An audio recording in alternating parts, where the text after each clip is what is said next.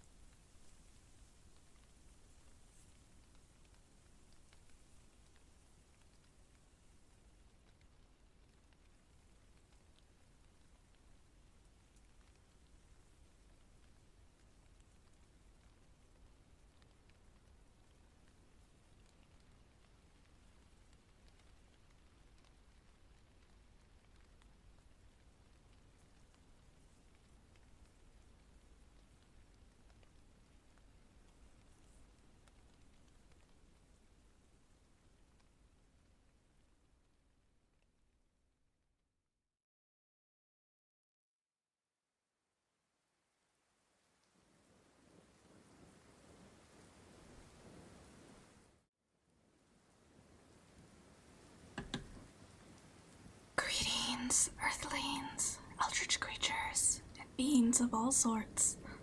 Hello. How are you all doing today? I hope you all are having a fantastic day / night / time zone / time does not exist. And the universe is all that you want it to be, all that you need it to be, and more. Hello, Annoyed Pumpkin. Hello, hello. How are you doing? Pretty good, but a little hot. I'm sorry to hear that. I hope the weather cools off for you, so that way you can just be pretty good. Because pretty good is pretty good. Thank you so much for being here today. We're gonna be trying out something new, trying out some ASMR. And we'll see how it goes. It might be a little messy. Might not be the best ASMR you've ever heard before, but that's okay. That's okay. Life is all about trying new things and learning, and also failing a lot of the time. Failing in order to move forward. So we're gonna be learning. If the audio mixing is not too good, please let me know. And I will try to adjust it. I don't really have a set plan for today besides just chatting. Just chatting, just having a little chat about life and the universe and all that the universe holds within it. So it's very open. You have anything you want to talk about? By all means, chat away, and I'm happy to just kind of see where the day takes us, see where conversations take us. Yes. How's my day? My day, I'm feeling pretty sleepy. Pretty sleepy, which is great for sleepy Saturdays, because then I feel like keeping my voice lower and like whispering a little bit more. It comes a little bit more naturally, rather than if I was having a very high energy day, then I might talk very loudly, as more of my default, because I have a lot of difficulty manually modulating the pitch and tone of my voice. Yeah, but I'm feeling a little sleepy today. I haven't been sleeping very well. I've been struggling for the past few weeks with a springtail infestation where I live, which springtails, they're little tiny bugs. They're little tiny bugs. Content warning here. We're gonna be talking about bugs for a moment. So if you don't like bugs, if you have a phobia of bugs, be forewarned. We're just gonna be talking about this for a few minutes. Yes, springtails. That's what they're called. They're these little tiny bugs, where outside they're pretty great. Outside they're pretty great because they eat decaying plant matter and rot, and all of that stuff. So they're pretty great when they're outside, and they're pretty great in like terrariums or vivariums, for example, that have plants or small animals in them, because they help keep it as an enclosed ecosystem. They help keep it functioning. They help keep it running. But it's been so humid. It's been so humid where I live lately, and I live in a place that is not very well sealed. It's not very well sealed from the outside, and the landlords have not maintained it the best. So lots of little creatures can get in, much to my dismay, because as much as I can appreciate the role that bugs play in an ecosystem, I also have a bit of a phobia of them. And by a bit of a phobia of them, I mean a lot of a phobia of them. But so because it's been so humid out lately, and that's making my house very humid, the springtails they've made their way inside my house. And they're hopping and they're jumping all around, all like in my bed, which is not great. That's not ideal, because then when I try to sleep, I can feel them crawling on me, and I don't like that. I'm not a fan of that. That's not great for me, especially because I have a hard enough time sleeping even without things crawling on me. I'm a little bit like, you know, the story of the Princess and the Pea, the fairy tale, the Princess and the Pea. I'm a little bit like that, where the smallest thing, the smallest piece of fuzz in the bed, the smallest noise, the smallest movement, anything like that, I will wake up very quickly, very quickly. I am a very light sleeper. I am a very precocious sleeper. I do not have an easy time sleeping. So having all of these little bugs crawling on me, which I have a phobia of as well, it's not great. It's not great. So the long and the short of it is that I've been struggling to sleep. I've been struggling to sleep a lot lately. So I'm quite sleepy most days. But because I'm a big fan of trying to listen. Also, by the way, we're done talking about bugs now. We're done talking about bugs now. So if you didn't want to hear about bugs, we're done talking about them now. We're gonna be moving on to talking to other things. I should go to sleep. I was able to get a little bit of sleep last night though, so I'm doing okay for now, but I might later in the day take a nap. Keep your health safe. Yes, exactly. Exactly. It's important to listen to your body and to listen to your brain, and to take care of yourself. So I was just thinking about this last night as I was tossing and turning and really struggling to sleep. I was thinking maybe I should take this as an opportunity to listen to my body, to listen to my brain, and to really try and honor them. Because I sleep very well during the day. When it's daytime out, there's sunshine, it's nice and warm, I sleep wonderfully. I get the best sleep of my life during the day. But at night, I always struggle to sleep. It's always an uphill battle that I never quite win. I never quite win and get the kind of restful sleep that I need, no matter what I do, no matter how much effort I put into having, like, quote unquote good sleep hygiene. I don't get good quality sleep at night.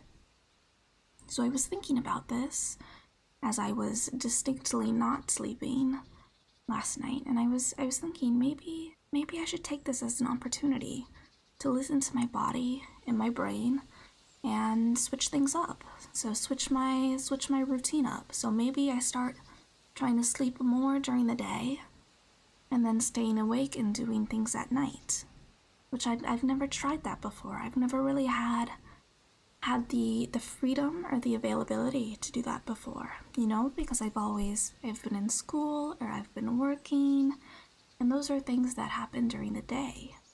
Those are things that tend to happen during the day. But now I'm not working anymore because my health is quite bad at the moment. And maybe this would be a good opportunity to see what my body and my brain is telling me, and to see if changing how I orient myself in relation to daytime and nighttime, that maybe this would be helpful for me. And of course there's the chance that it wouldn't be, and then I'll go back to, being awake during the day and sleeping at night. But I won't know if I don't try. Perhaps I'm more of a nocturnal creature than I am a diurnal creature. Is diurnal for daytime, or is that for both? I just kind of said it, but I don't actually know.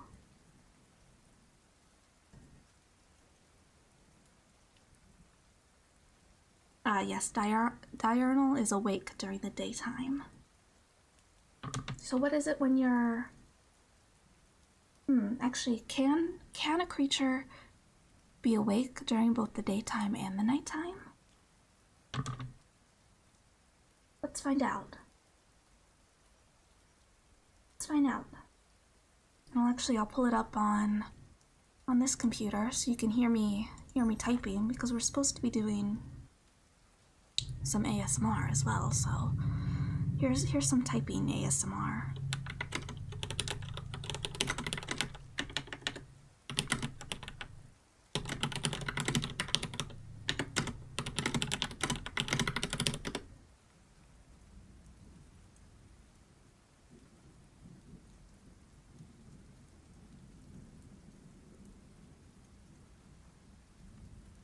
Oh.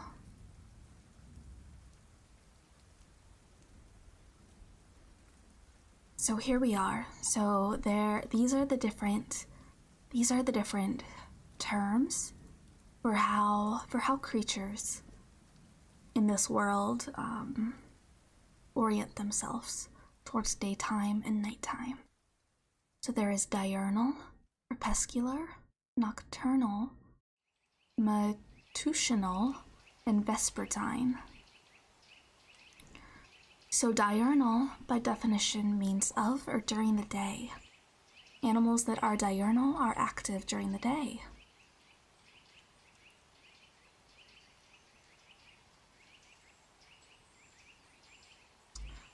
Though times of activity of an animal are in relevance to the animal, as in it is to its advantage, it can act against it when this animal is a pet. Pets are usually diurnal, which is generally great for them, since most humans are also diurnal, so their carers will have time for them, at least partially, during the day. However, in the wild, diurnal animals have the advantage of sometimes direct sun exposure. For example, turtles, which use it for vitamin D3 synthesis, and more importantly, very good visibility. Animals that mainly rely on vision to hunt for food are usually diurnal. Diurnal prey have the advantage of easily spotting predators from a distance. Diurnal animals predominantly have colored and vivid vision. Nice keyboard sound? Yeah, I think so. I think it's very good. Here, I'll type the quick brown fox. Jumps over the lazy dog. That's a quick little typing. I don't know what those are called actually. Like exercise practice. The quick brown fox jumps over the lazy dog. Is an example of what? An example of a pangram. Pangram is a sentence that uses the whole alphabet. There we go. The more you know. So anyways, crepuscular means of twilight. Crepuscular animals are active during twilight. Twilight is the illumination of the Earth's lower atmosphere when the sun itself is not directly visible. Usually, crepuscular predators are active during twilight because their prey is active during that time, and they still have a decent amount of light to hunt and forage.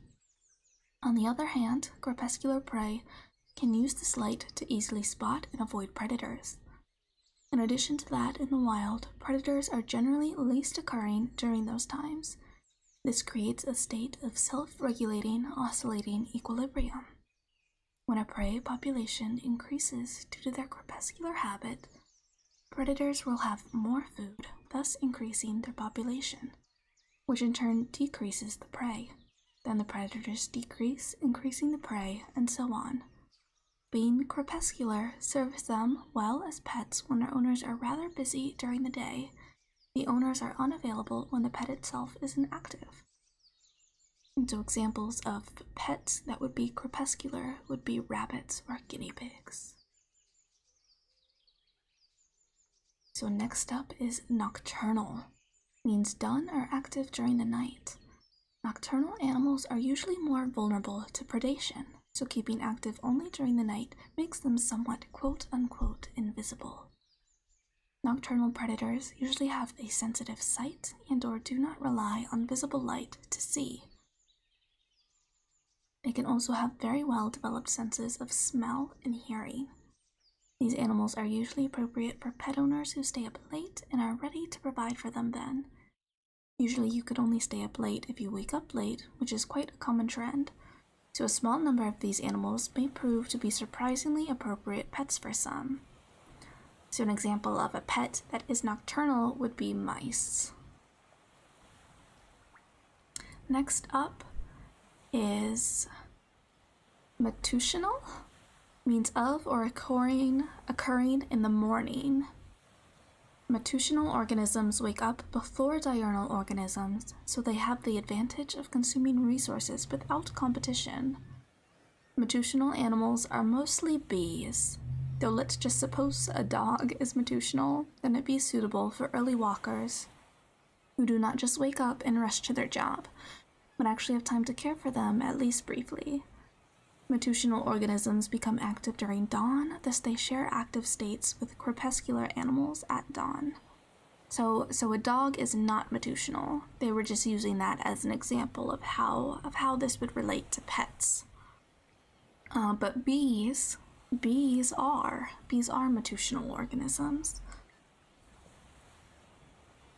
So next is vespertine, means relating or occurring in the evening.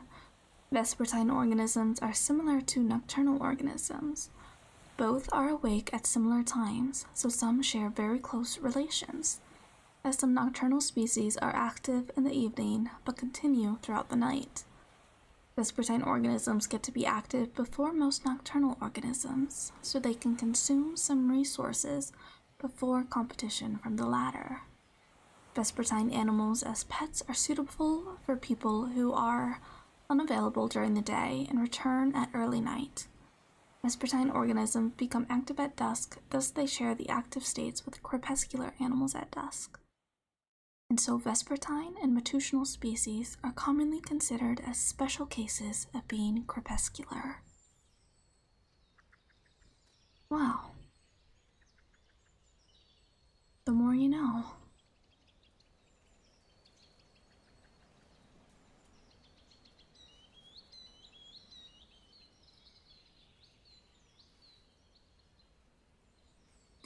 Species whose activity is uniformly spread across the day are ephemeral.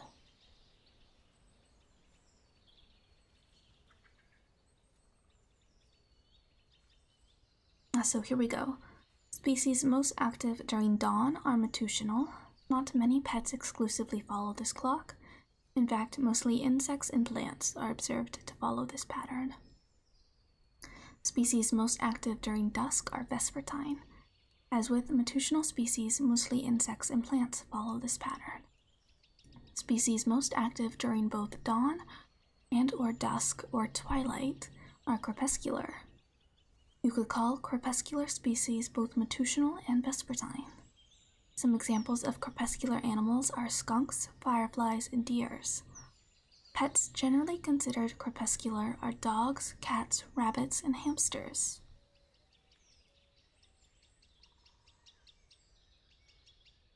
Though sometimes hamsters are considered nocturnal, as classifying animals as crepuscular versus nocturnal is difficult. Species most active during daytime are diurnal. Humans, for example, are diurnal.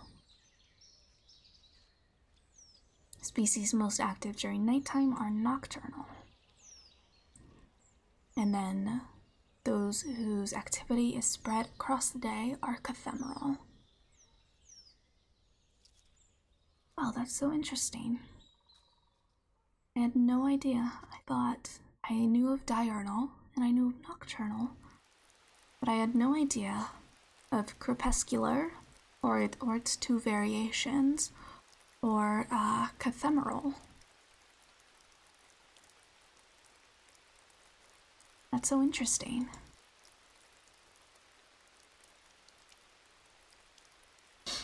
Now you still study or go to work? I do not anymore. I do not anymore.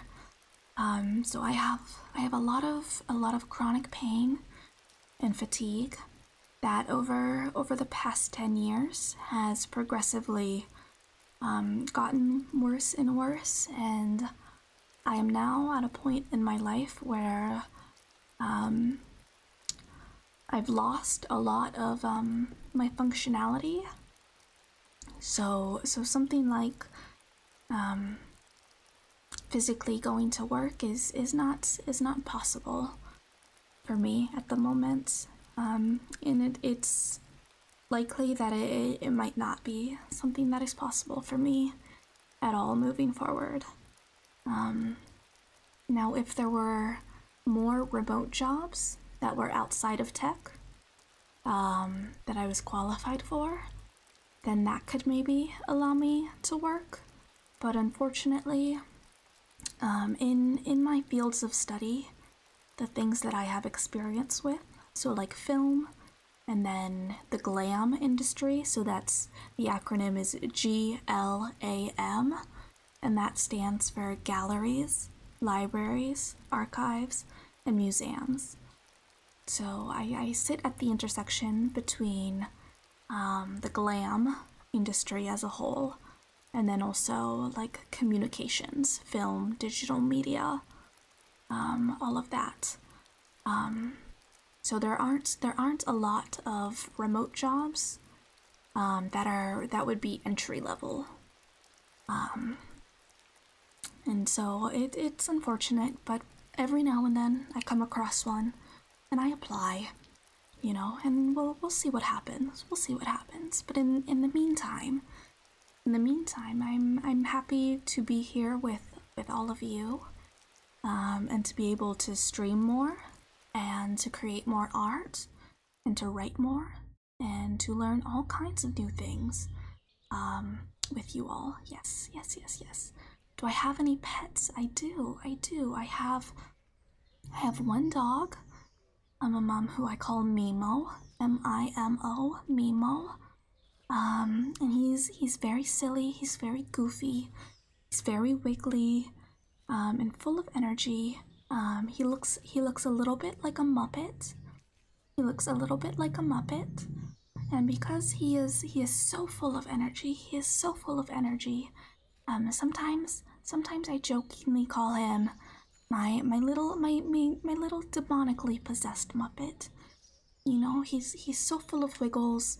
Sometimes he's a bit like a vampire, where you open the door and you let him outside to go to the bathroom, and then when he's ready to come back in, I open the door up for him to come back in, and sometimes he's like, no, you have to invite me in. He'll just sit there, he'll just stand there outside of the threshold, and I'll have to be like, you can come on in, you can come in, and then he'll come inside. So a little bit like a vampire sometimes as well, but he's just a little small puppy dog. He's my emotional support animal as well, and he's very good at his job. For all of the wiggles that he has and all of the energy that he is very good at his job.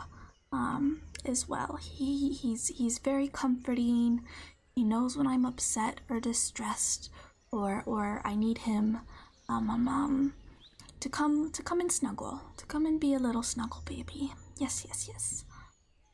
You have a cat and she always sleeps on the keyboard. Oh, that's so cute. I love cats. What is your cat's name?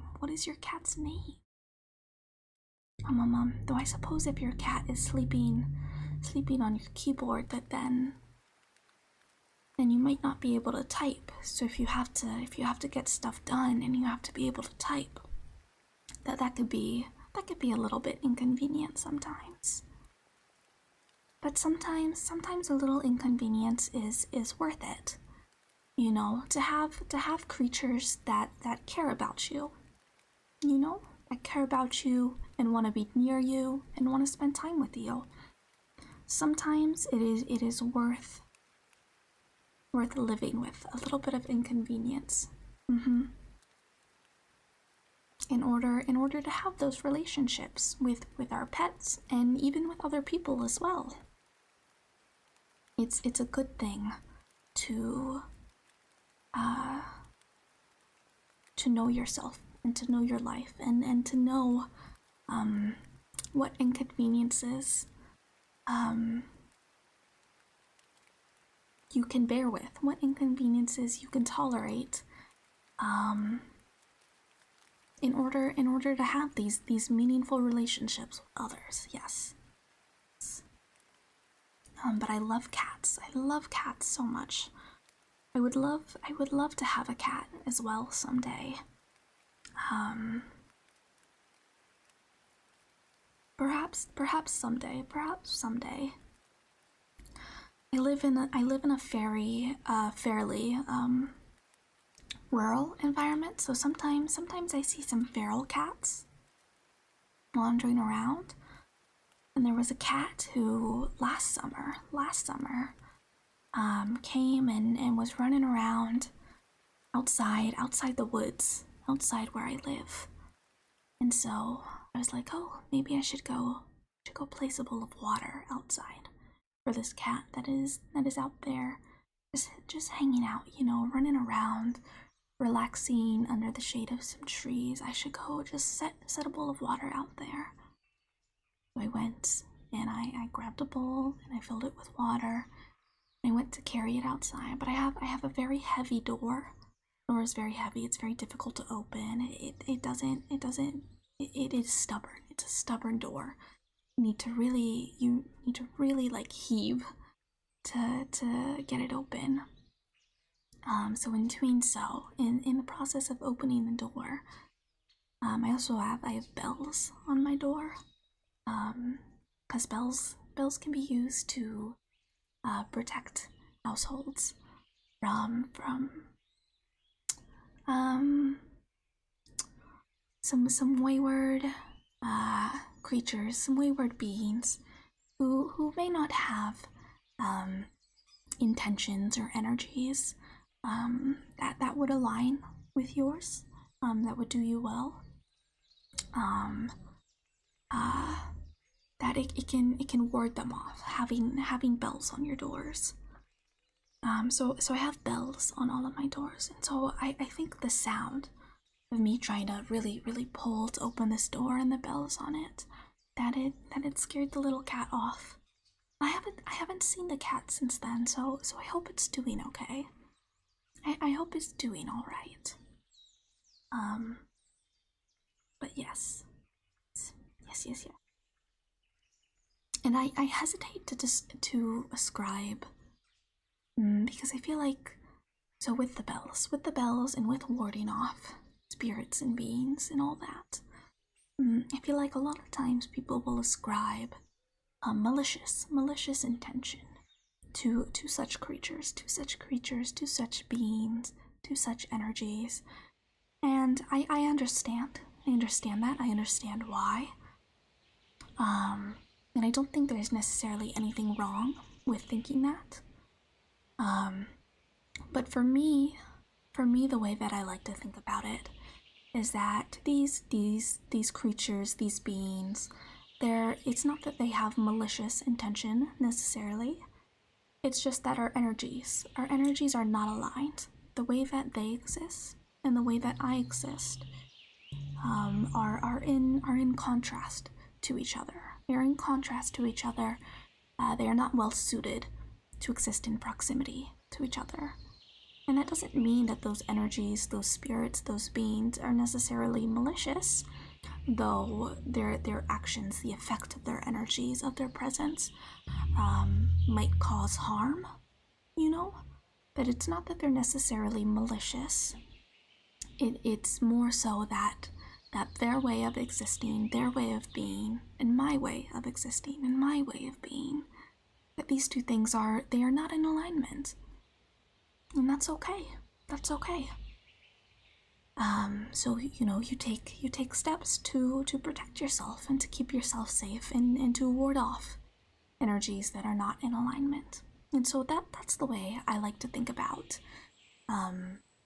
spirits and beings that might otherwise be ascribed as evil or malicious. You know? I don't know. That's just the way I like to think about these things. Is about there are many different ways of existing in this universe. And sometimes you will find beings who exist in a similar state to yours. Sometimes you will find beings who exist in a parallel path to yours. Sometimes you will find beings who exist in a way that is in direct contrast to yours, and who the effects of that hurt you. And that none of these, and any possible combination thereof. You know, we live in an infinite universe with infinite possibilities, and there are many ways to exist in this universe. Whether that's as a physical corporeal being, as a non-corporeal being, as a human, as an animal, as a plant, as a ghost or a demon, or however, whatever it may be, that you believe in, or you think about, or you feel, all of that. That there are many different ways to exist in this world. And that doesn't mean that any one of those ways is there is no one right way to exist. It's however you exist, however you need to exist. That's okay. That's okay. And the same holds true for others. And that doesn't mean that you can't set boundaries, that you can't take steps to protect yourself, that you can't choose to cut contact or do any of these other things. But just that there are many different ways to exist. Yeah. So that's how I like to think about different we'll call them spirits, though I don't necessarily mean like ghosts. I mean, it would include ghosts, but there are many different energies and all of that. Yes.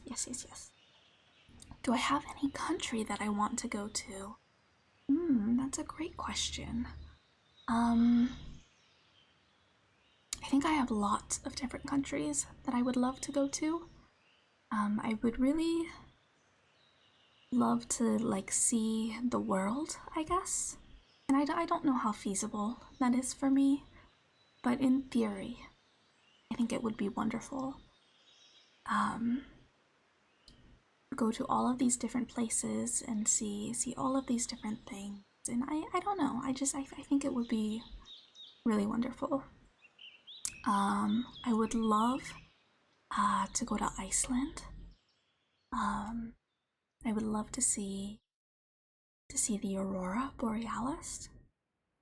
I would love to see all of the different landscapes in Iceland. Yeah, Iceland is definitely up there. I would love to go to Australia and New Zealand. Though those are quite far away for me. I think that would be really cool. I don't know.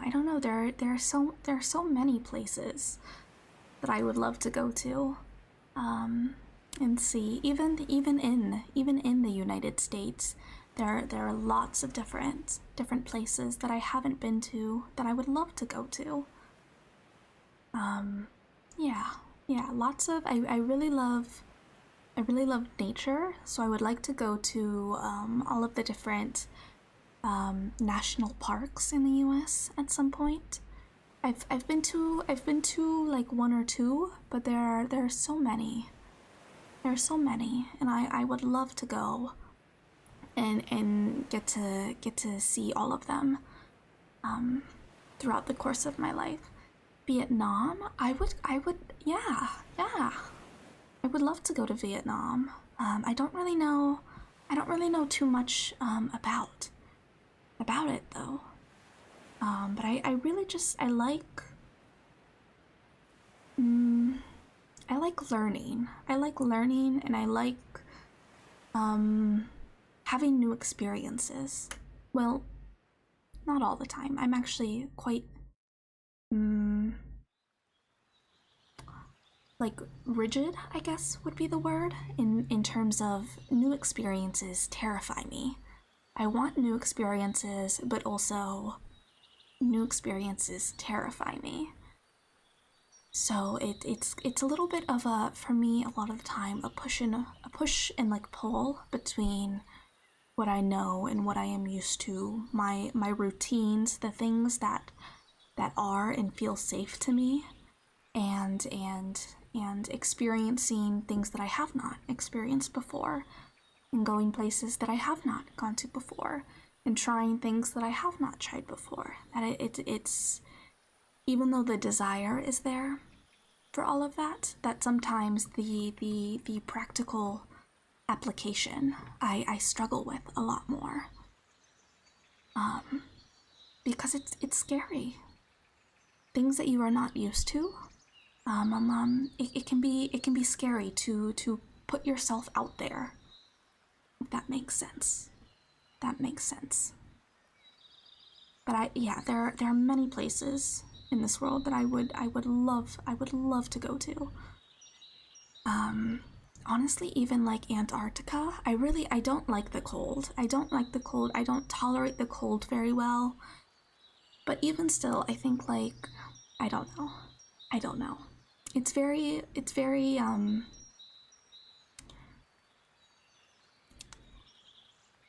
how would I put it?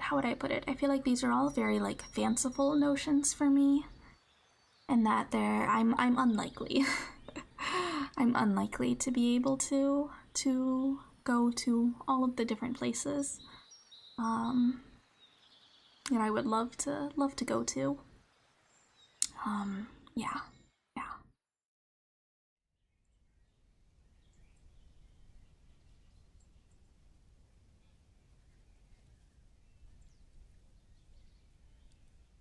I do like something that I've been working on in the past few years is in like trying new things. So like my big thing has been, because I struggle a lot with food. So food is one of those things where I'm a very picky eater. I'm a very like sensory averse eater. Very very rigid in the food that I eat. I have foods that are like quote unquote safe foods, and then lots of foods that I'm like nope, nuh-uh, nuh-uh. And of course, as for most people, when I was a child, the way that the people around me approached these things that, quite frankly, were just me being very autistic, that rather than approaching it from a place of non-judgment and open curiosity and trying to facilitate meeting me where I was at with the foods that I would eat, and like how do I put it? How would I put it? Like, say for example, you have an ingredient, like this is a food that you really like, you really eat a lot. And so meeting the person where they're at to be like, okay, you like this ingredient, what are dishes, what are meals that involve that? What of the other ingredients in creating that meal would you like to eat? Would you maybe be curious about? Or what are ones that you wouldn't eat?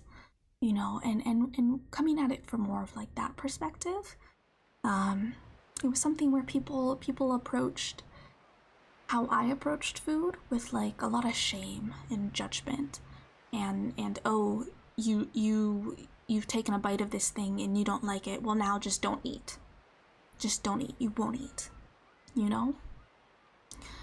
So in the past few years, I've been working on unlearning a lot of that, and in helping to create frameworks, not frameworks, that's a little too formal, but trying to engage with myself and how I relate to food in all of the ways that the adults in my life when I was just a wee baby, when I was just a child, didn't. And so in you know, being like, what are ingredients, what are foods, what are meals that I do like, and that you know, I would eat on a regular basis, and then what are all the different pieces of these, you know, and what are other meals, what are other recipes that would have these pieces, in working with myself in that way. And I feel like when it comes to like trying new things and in having new experiences, that it's like, it takes time, you know, it takes time to like work with yourself, into to feel safe, to like try new things, you know, like, and like when you're a kid, when you're a child, everything is new, so you're just constantly trying new things, and it's not, it's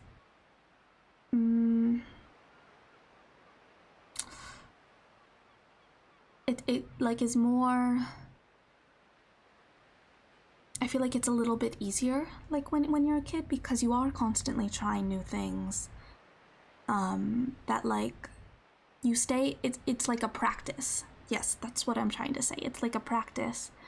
And when you're a kid, because the whole world is new, you're constantly getting that practice. But as you grow older, and as other people's, right, like opinions and the way that they approach the world affect you as well, and as you settle into, you know, your routines, your habits, all of that, that then trying to push yourself beyond those, that it can become very difficult. It can become very difficult to once even be aware of what your routines are, of what your habits are, and then two, to be able to take action, you know, to change it up, you know, or to try new things, or to let go of old routines and old habits and old patterns that do not help you anymore. Yeah. That these are things that can be difficult, and they take energy, and they take effort, and they take awareness, and they take time. They take time. And so that's something that I try to work on a lot, is to be aware of what my routines are, what my habits are, all of that stuff, what my patterns are. How did I develop those routines and those patterns and those habits? Where did they come from? You know, the why. And then you know, looking at them and their place in my life as it is now, and asking myself, is this helping me? Is this doing what I need it to do? And then if it's not, then saying, what can I do instead? Or how can I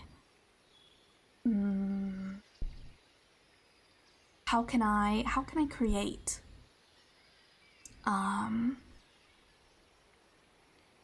new patterns that would help me in my life where I am at. Yeah. But that also takes time, because a pattern is not, if it's just a one-time thing, well, that's not a pattern. You've done something once. in order to like implement it as a pattern in your life, you have to practice. You have to take time and spend energy um to develop it. And that's something as well where I think that's not a one and done kind of thing, you know. That's a question that you will ask yourself your whole life, because today the pattern that you might be working on developing, that will best help you live your life in the way that you need to, in the way that you want to. That's not necessarily going to be what is going to work for you in the future, whether that's a few days from now, a month from now, a year from now, or decades from now. That we are all constantly changing, and the way that we interact with ourselves and with the world around us is constantly changing. And yeah, I think I went on a little bit of a tangent there. I think that was just a little bit of a tangent where I got a little almost said side railed. I was combining sidetracked and derailed in my brain. But yes. There are many places. There are many places in this world that I would love to go to. There are many things that I would love to try. But right now I'm at a point in my life where I struggle to like even leave my house. I struggle with that quite a bit, so I gotta take it slow. And try to slowly enter the world again, let's say. Because I feel like I live in a very isolated kind of way. And that, you know, in the past few years or so, that was what I needed. That was what I needed to keep myself safe. That was what I needed to feel safe as well. So not just to be safe, but to feel safe. And also in listening to my body and my brain. But now I'm at a point where like I want to be able to go out and do things, you know, and I want to be able to leave my house and to just go where the wind takes me. I guess, I don't know. Like I feel envious when like for example, my dad, sometimes he'll drive and then he'll see something that interests him and he'll pull over and he'll go in and he'll check out this restaurant or like whatever it may be. You know what I mean? And that's just something that he can do, you know. But for me, when I'm driving, I get too, I can't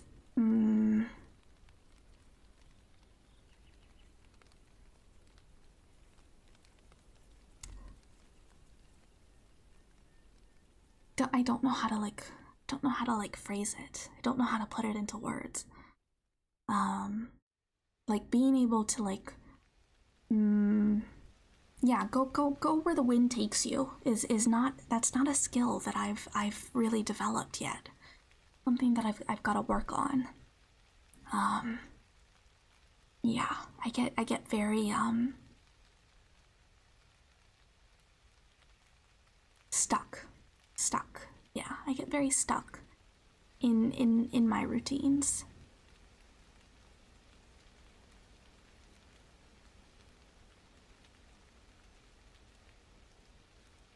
I do have some different ASMR. What are they called? Are they called triggers in ASMR, or are they called tingles? I have some different like sounds, let's say, that we could do for cheers, subs, gift subs, tips on Ko-Fi, and any of that kind of stuff. And I have some different options. So like there's bells. I could go get the bells from off of one of my doors and ring those. I gotta sleep now. Thank you so much for being here, Annoyed Pumpkin. I appreciate it. I hope you have a good restful sleep, and that you have lots of good dreams. But thank you for stopping by. I appreciate it. Good night. So I have bells. That could be one sound. To blow some air. I have brushing. I have a lot of different paint brushes. So I could try brushing the microphone or the keyboard or my skin. I don't know. We can try some different things out. I also have some claws. I have some metal claws as well. So we could try tapping on some different things with those. We could do some deep breathing. I have some dice that I could roll. I have a little metal fish like music box, or it's not a box. It's like a figurine, but you wind it up and it plays music. So there's that. Some humming. I have some loose keyboard keys that I could kind of move around a little bit. I have some magnetic rocks as well. I have a measuring tape. Could do some mouth popping or pen clicking, or pop socket popping. I collect like fortunes from fortune cookies, so I could pull a fortune and read it for you. Or I have a pin collection, so I could pull a pin and describe it for you. Most of them are Disney pins, but I do have a few other pins in there. Just a few. I have some scissors. There's shushing. Could do a small tarot spread. We also have the one card tarot channel points redeem as well. Though that is an online thing. That wouldn't be me physically handling the tarot cards. Like the small tarot spread for the cheers subs, gift subs, or tips would be. Some tongue clicking.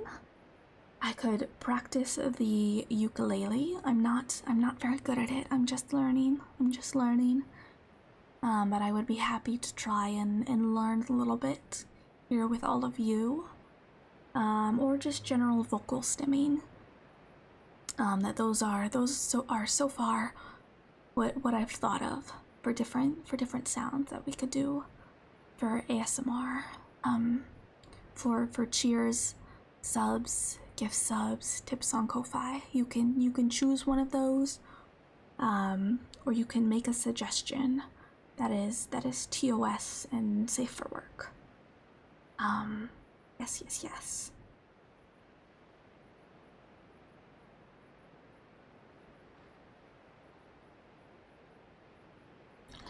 I also have a book here.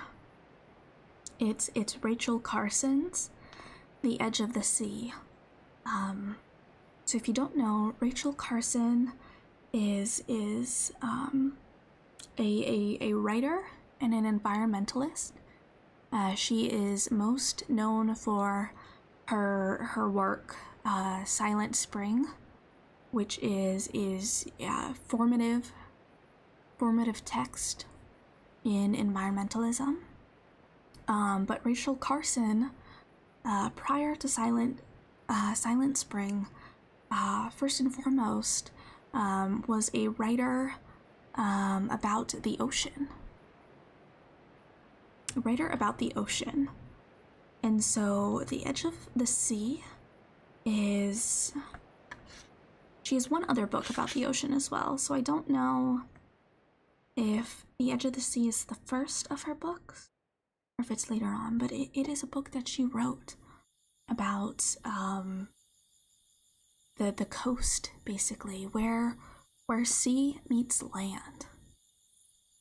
So she wrote about all of that, and so we could go ahead and we could read through some of that. Also, as well, an important thing to note about Rachel Carson is that it is thought that she she wrote a number of intimate letters to a female friend, and so it's thought that they were each other's life partners in a way. Yes. So Rachel Carson is also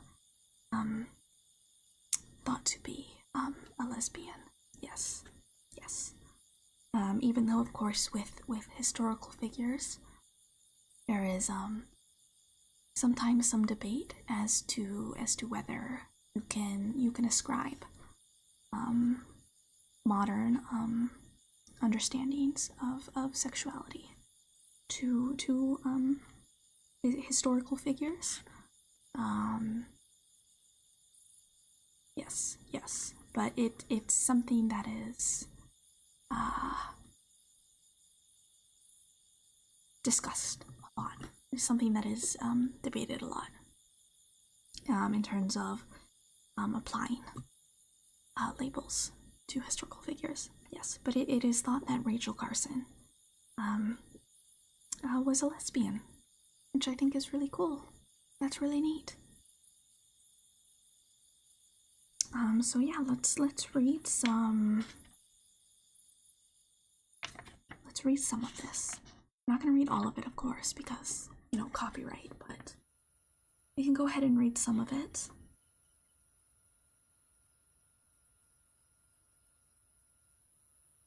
Let me go ahead and get to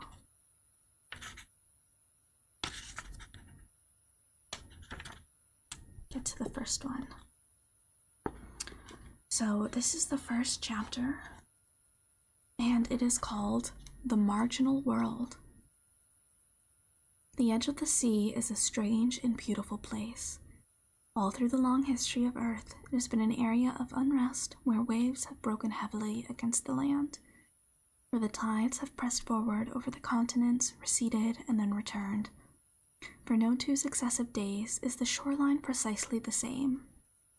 Not only do the tides advance and retreat in their eternal rhythms, but the level of the sea itself is never at rest. It rises or falls as the glaciers melt or grow, as the floor of the deep ocean basins shifts under its increasing load of sediments, or down in adjustment to strain and tension. Today, a little more land may belong to the sea, tomorrow, a little less. Always, the edge of the sea remains an elusive and indefinable boundary. The shore has a dual nature, changing with the swing of the tides, belonging now to the land, now to the sea. On the ebb tide, it knows the harsh extremes of the land world, being exposed to heat and cold, to wind, to rain, and drying sun. On the flood tide, it has a water world, returning briefly to the relative stability of the open sea. Only the most hardy and adaptable can survive in a region so mutable, yet the area between the tide lines is crowded with plants and animals. In this difficult world of the shore, life displays its enormous toughness and vitality by occupying almost every conceivable niche. Visibly, it carpets the intertidal rocks, or half-hidden, it descends into fissures and crevices, or hides under boulders, or lurks in the wet gloom of sea caves. Invisibly, where the casual observer would say there is no life, it lies deep in the sand in burrows and tubes and passageways, tunnels into solid rock, and bores into peat and clay. It encrusts weeds or drifting spars or the hard, chitinous shell of a lobster. It exists minutely, is a film of bacteria that spreads over a rock surface or a wharf piling as spheres of protozoa, small as pinpricks, sparkling at the surface of the sea, and as Lilliputian? I don't know how to pronounce that. Beings swimming through dark pools that lie between the grains of sand. The shore is an ancient world. For as long as there has been an earth and sea, there has been this place at the meeting of land and water. Yet it is a world that keeps alive the sense of continuing creation and of the relentless drive of life. Each time that I enter it, I gain some new awareness of its beauty and its deeper meanings, and seeing that intricate fabric of life by which one creature is linked with another, and each with its surroundings. So that was from the first chapter, The Marginal World. Perhaps skip ahead. Let me see. What else do we want to read?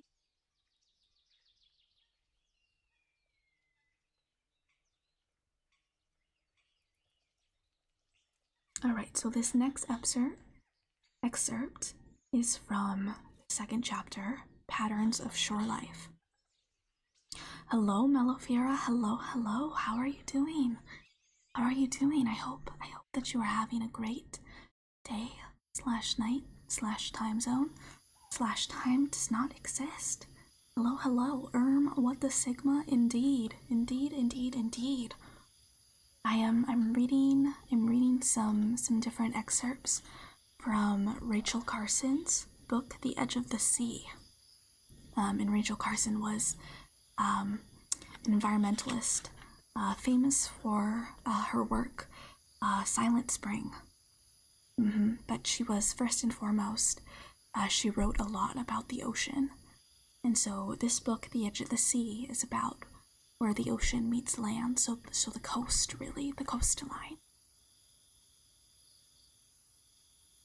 All the life of the shore, the past and the present, by the very fact of its existence there, gives evidence that it has dealt successfully with the realities of its world, the towering physical realities of the sea itself, and the subtle life relationships that bind each living thing to its own community.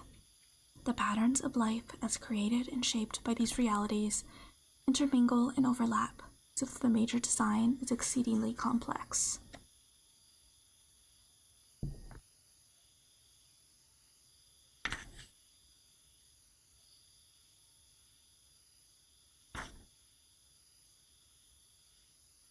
Let's see. What else would be good to read?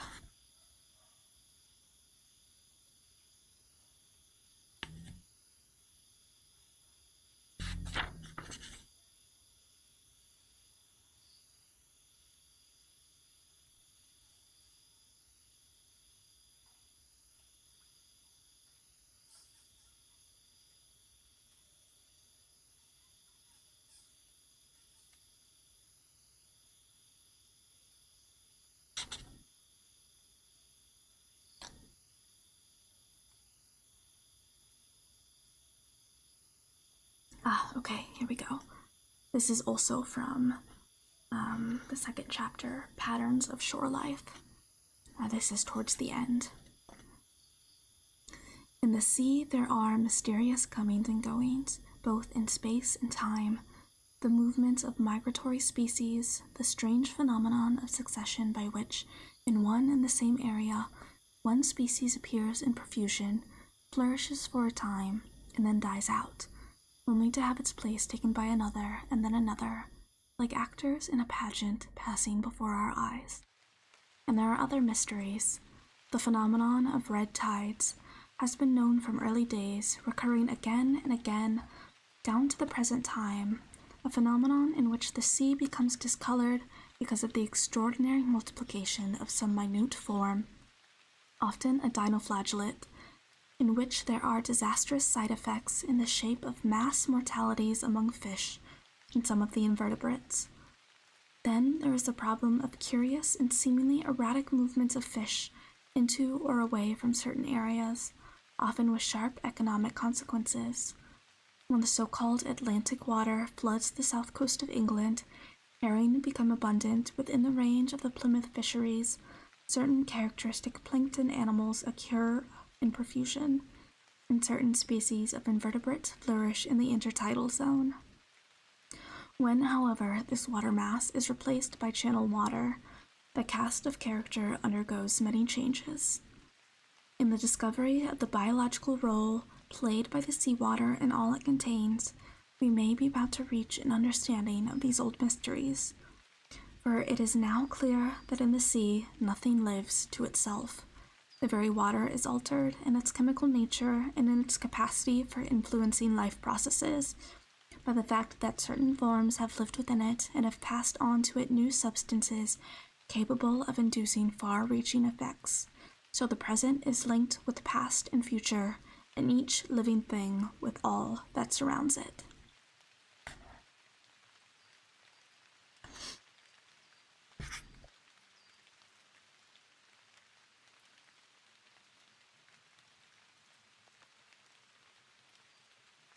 So that was a little bit from The Edge of the Sea. I'm happy to keep reading some more excerpts from that. Or we can talk more about really whatever. Today is about everything and nothing at all. Yes. But how are you doing, Mello? How are you doing? I hope you're having a great time. I have some different sounds for ASMR, for cheers, subs, gift subs, tips on Ko-Fi, all of that stuff.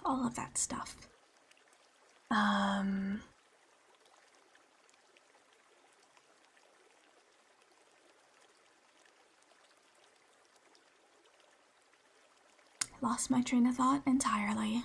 It's gone. It's gone forever. But that's okay. New trains of thought will come along, in due time.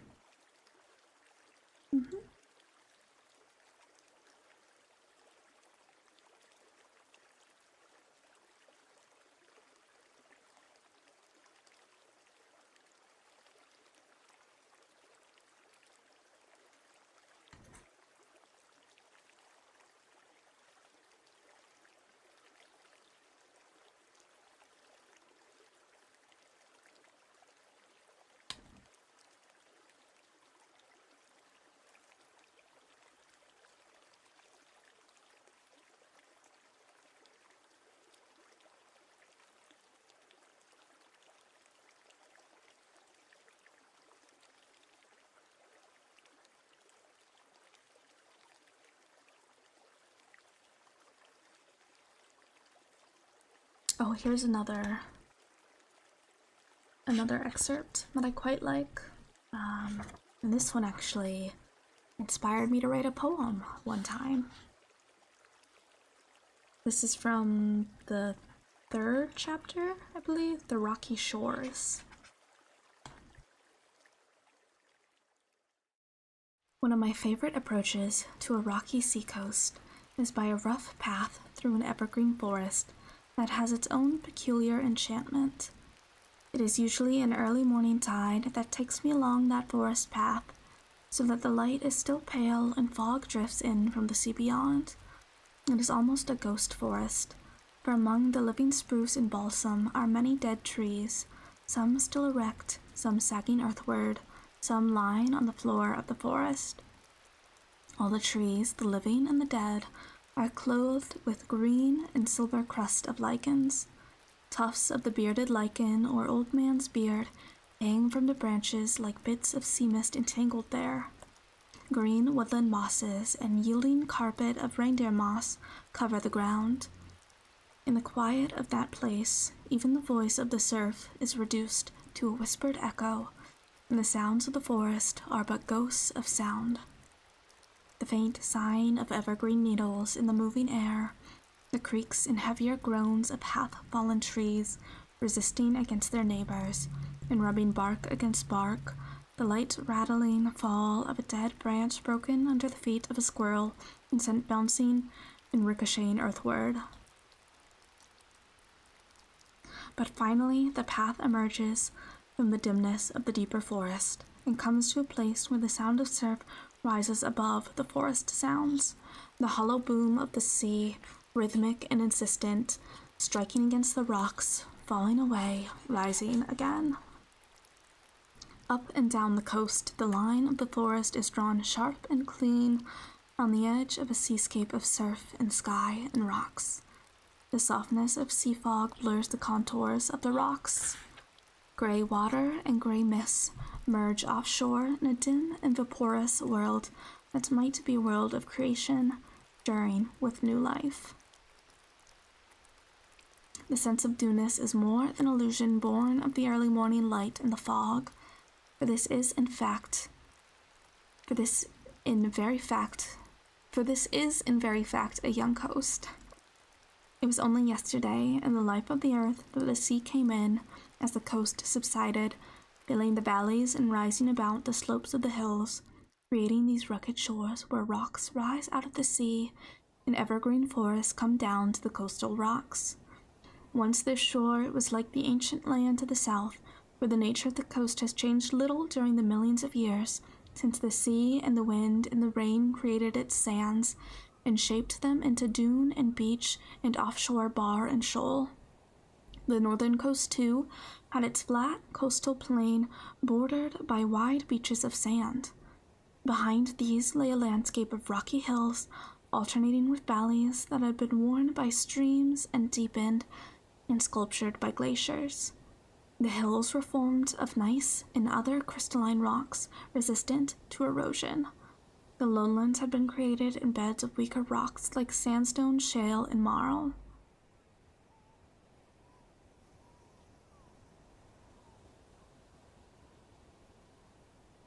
I think that's all I'll read of that passage. I don't want to read too much because I don't want to violate copyright. And I don't know to what extent Twitch or YouTube would get me for reading aloud. Gonna do a little stretch.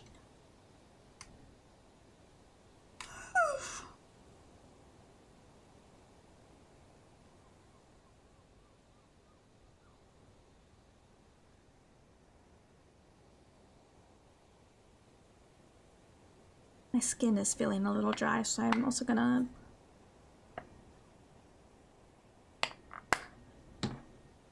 put on a little bit of hand lotion.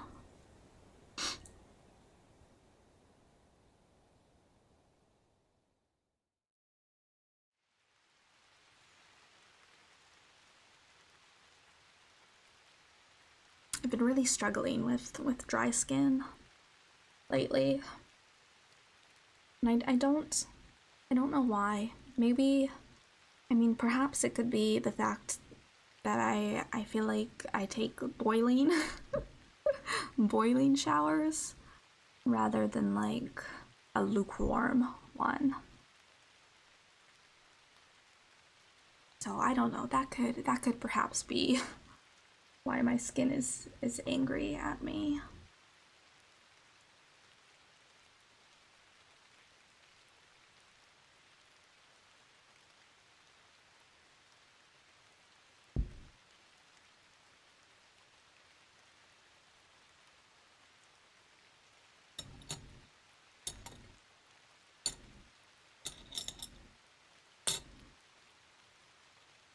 But like I quite like well, actually, do I like boiling showers?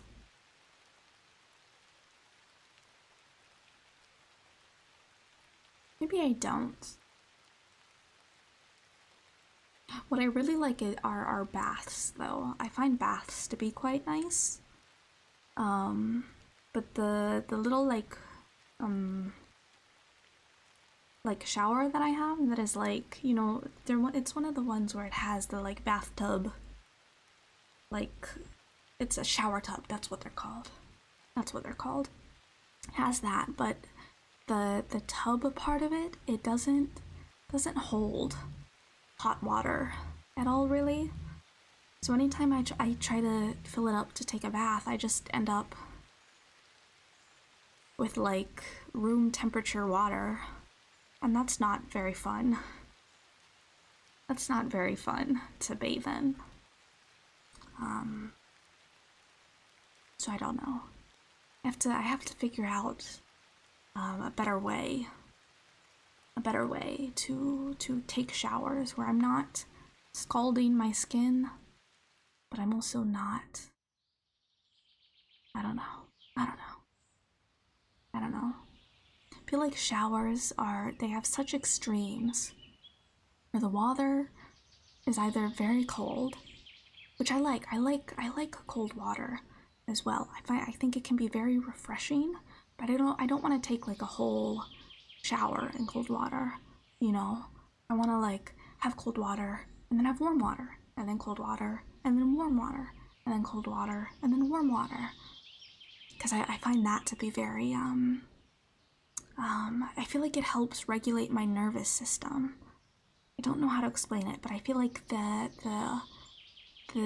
difference in the temperature and then like alternating between the two is quite nice. It's quite nice. But I feel like in terms of like just taking like a regular standard shower, that it's only either cold water or like boiling water. There's no real good in between where the water is like hot enough to feel comfortable, you know, to get done all that I need to get done, but not also like burning my skin.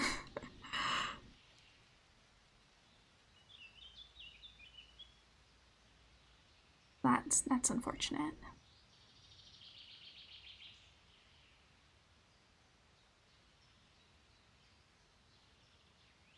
Thinking of all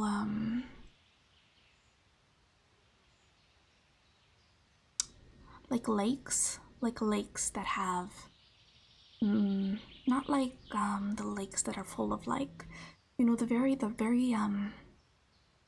the crystalline looking lakes. They look very like clear, and you can kind of like see all the way down, and they look very pretty. I feel like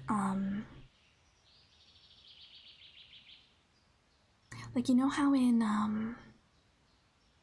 like TV shows, in like historical TV shows, or TV shows, fictional TV shows that are like they're set in like a particular time period, that anytime anyone like bathes in like one of those like lakes that look like that, I'm like, oh, that seems so nice.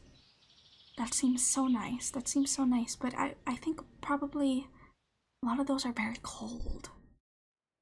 They're probably very cold. So maybe it wouldn't be as nice as it seems like it would.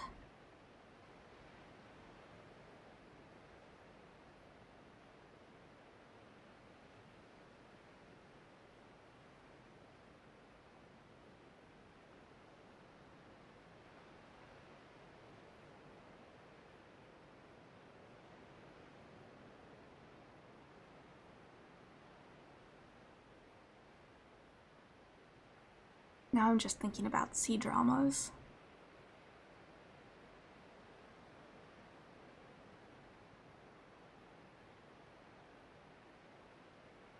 I was watching The Double. That's what it was called. I was watching The Double on Netflix. And I quite liked it. I quite enjoyed it. I feel like the start of it was quite slow. Just like the first episode or two. I wasn't fully absorbed in it. But then after that, you know, I grew to appreciate it. Mm-hmm. So that was the one that I just recently watched. And I enjoyed it. Enjoyed it. It was full of like how do I put it?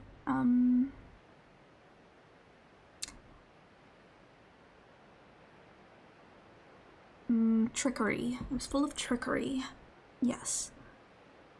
Which I liked because normally I feel like, well, like for example, the show that I'm watching now, which I can't remember the name of off the top of my head, but it is also on Netflix, and not all of the episodes have been released on Netflix yet. The show that I'm watching now is more like political intrigue. I mean, it is also a C drama. And I don't know, I'm not the biggest fan of like that kind of like genre.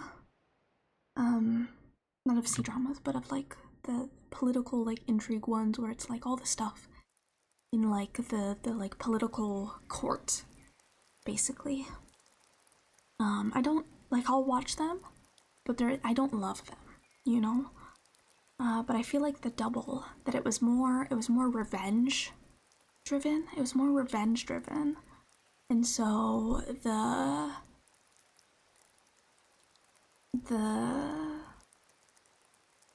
the scheming in it, I enjoyed it more.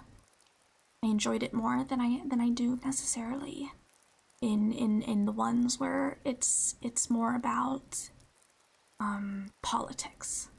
You know, how are we gonna help this person ascend to the throne and stop this person from doing this or that? You know, I liked the scheming more when it was more it had more of an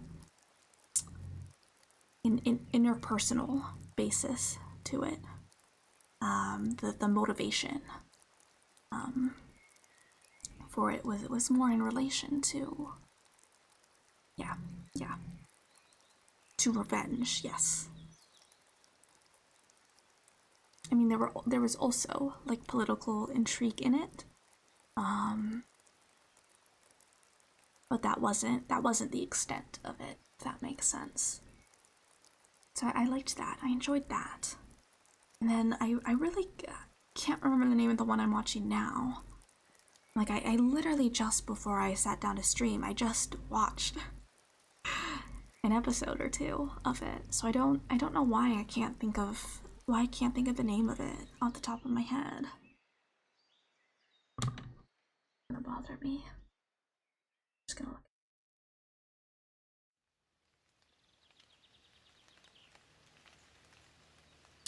The Princess Royal. That's what it's called. That's the one that I'm currently watching. And like I'm watching it, you know. Well, I don't hate it, but it's not one that I like love, you know. But I have a lot of time where I can't necessarily do anything else except for watch TV and movies. So, you know, I've watched a lot of TV that I don't love, but it's something to keep my brain occupied when I don't really have the ability, the physical or mental ability to do anything else. So I don't mind it. I don't mind it. And every now and then I get a show that I didn't think I was gonna love, but I do really love it. You know, and so that's quite nice. It's quite nice.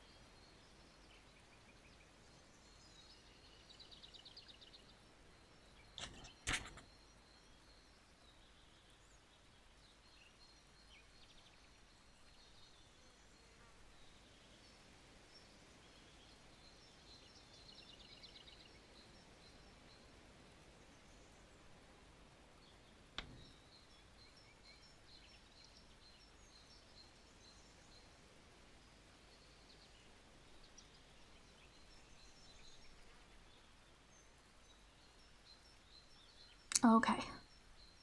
Let's read some more from The Edge of the Sea.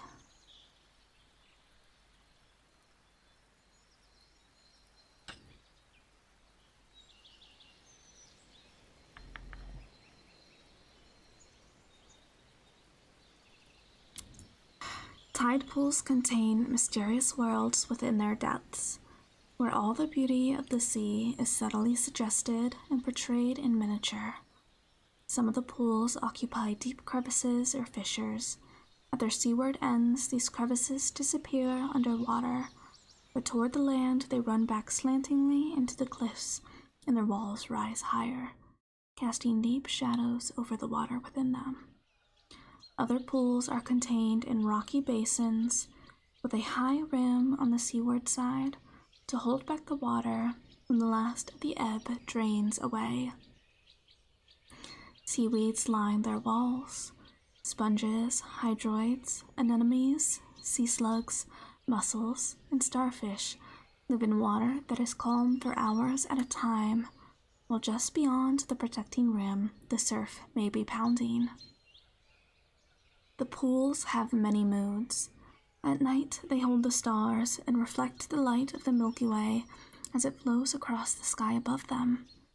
Other living stars come in from the sea, the shining emeralds of tiny phosphorescent diatoms, the glowing eyes of small fishes that swim at the surface of the dark water, their bodies slender as matchsticks moving almost upright with little snouts uplifted, the elusive moonbeam flashes of comb jellies that have come in with a rising tide.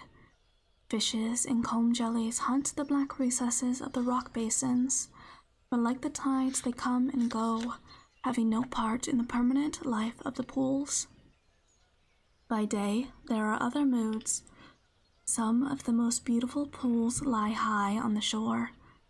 Their beauty is the beauty of simple elements, color, and form, and reflection. I know one that is only a few inches deep, yet it holds all the depth of the sky within it, capturing and confining the reflected blue of far distances. The pool is outlined by a band of bright green, a growth of one of the seaweeds called enteromorpha. The fronds of the weed are shaped like simple tubes or straws. On the land side, a wall of gray rock rises above the surface to the height of a man, and reflected, descends its own depth into the water. Beyond and below the reflected cliff are those far reaches of the sky. When the light and one's mood are right, one can look down into the blue so far that one would hesitate to set foot in so bottomless a pool. Clouds drift across it, and wind ripples scud over its surface, but little else moves there, and the pool belongs to the rock and the plants and the sky. In another high pool nearby, the green tubeweed rises from all of the floor. By some magic, the pool transcends its realities of rock and water and plants, and out of these elements creates the illusion of another world. Looking into the pool, one sees no water, but instead a pleasant landscape of hills and valleys with scattered forests. Yet the illusion is not so much that of an actual landscape as of a painting of one.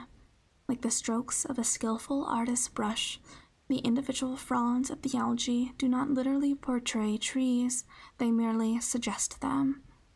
But the artistry of the pool, as of the painter, creates the image and the impression.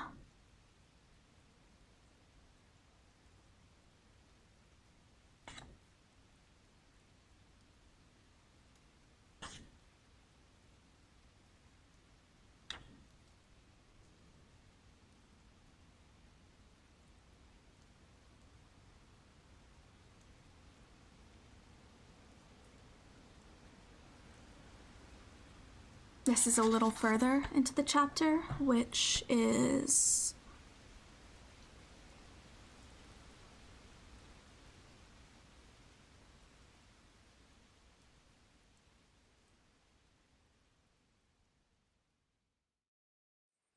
Let me see what this chapter is called.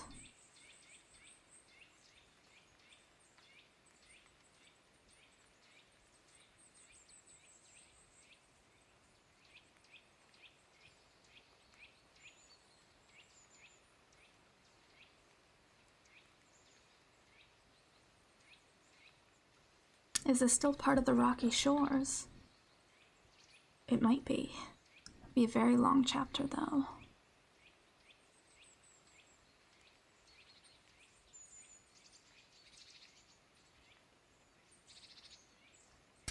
I think it is part of the rocky shores still.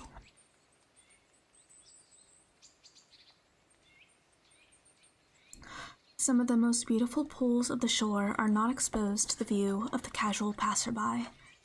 They must be searched for, perhaps in low-lying basins, hidden by great rocks that seem to be heaped in disorder and confusion. Perhaps in darkened recesses under a projecting ledge, perhaps behind a thick curtain of concealing weeds.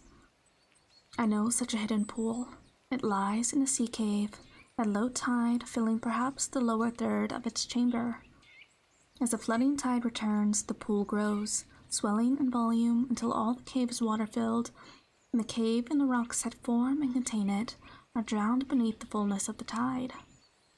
When the tide is low, however, the cave may be approached from the landward side. Massive rocks form its floor and walls and roof.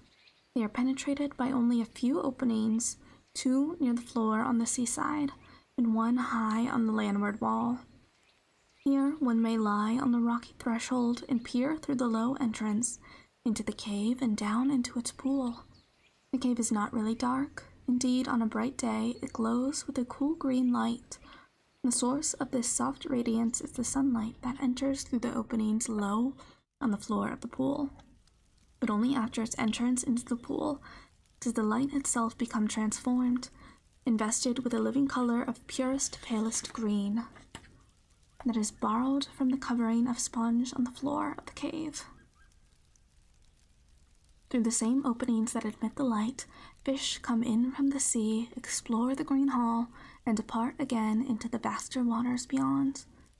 Through those low portals the tides ebb and flow. Invisibly they bring in minerals, the raw materials for the living chemistry of the plants and animals of the cave.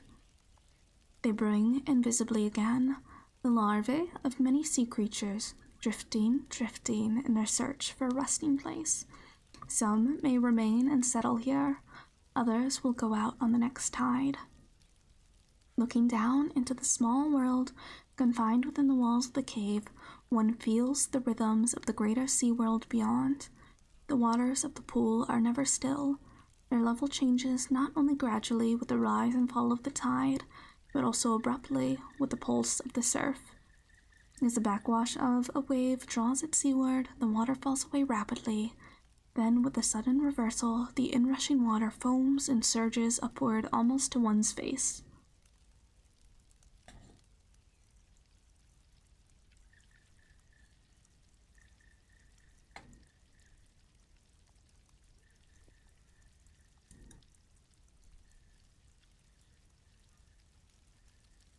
Skipping ahead a little bit. As I lie and look into the pool, there are moments of relative quiet. In the intervals when one wave has receded and the next has not yet entered, then I can hear the small sounds. The sound of water dripping from the mussels on the ceiling, or of water dripping from seaweeds that line the walls, small silver splashes losing themselves in the vastness of the pool, and in the confused murmurous whisperings that emanate from the pool itself, the pool that is never quite still. Then, as my fingers explore among the dark red thongs of the dulse and push away the fronds of the Irish moss that cover the walls beneath me, I begin to find creatures of such extreme delicacy that I wonder how they can exist in this cave when the brute force of storm surf is unleashed within its confined space.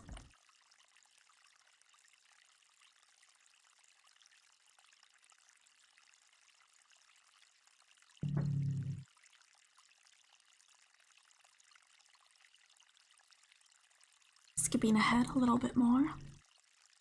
So in the hidden chamber of that pool, time echoes down the long ages to a present that is but a moment. As I watched, a fish swam in, a shadow in the green light, entering the pool by one of the openings low on its seaward wall. Compared with the ancient sponges, the fish was almost a symbol of modernity, its fish-like ancestry traceable only half as far into the past, and I, in whose eyes the images of the two were beheld as though they were contemporaries, was a mere newcomer whose ancestors had inhabited the earth so briefly that my presence was almost anachronistic. As I lay at the threshold of the cave thinking those thoughts, the surge of waters rose and flooded across the rock on which I rested. The tide was rising. And that ends that chapter of The Rocky Shores.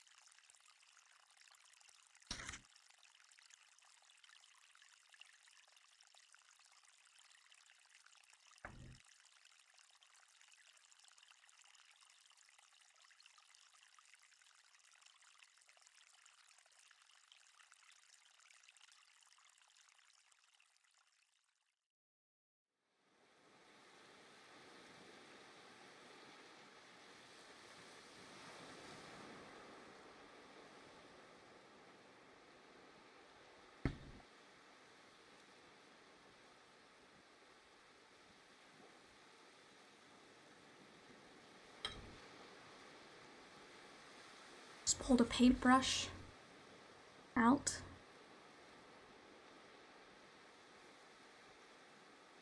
Just brushing my skin.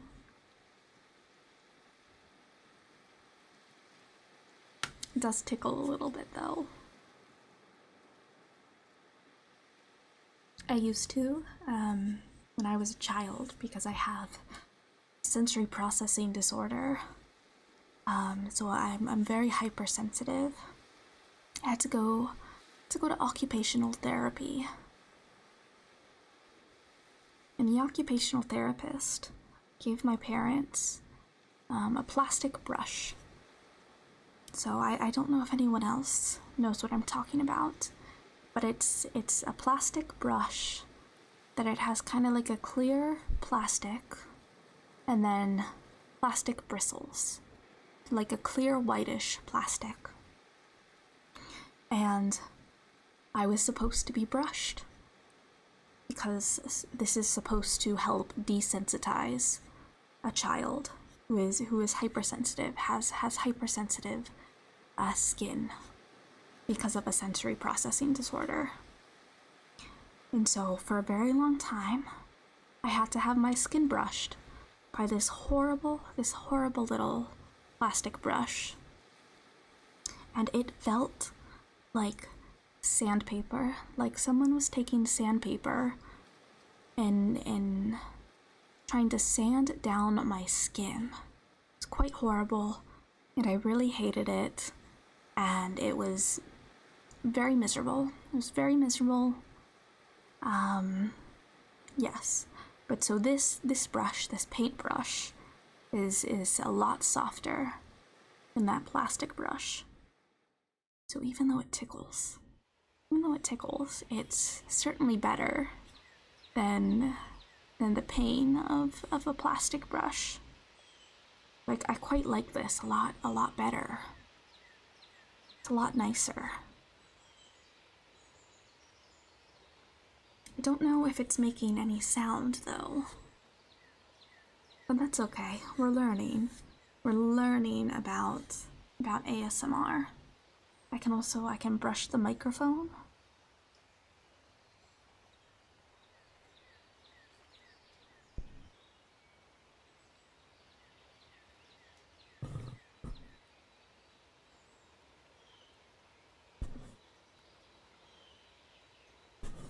What does that sound like?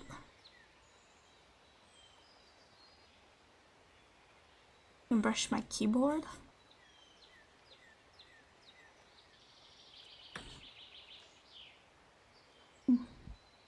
Much to think about. And go ahead and put the brush back now. If you want to see what other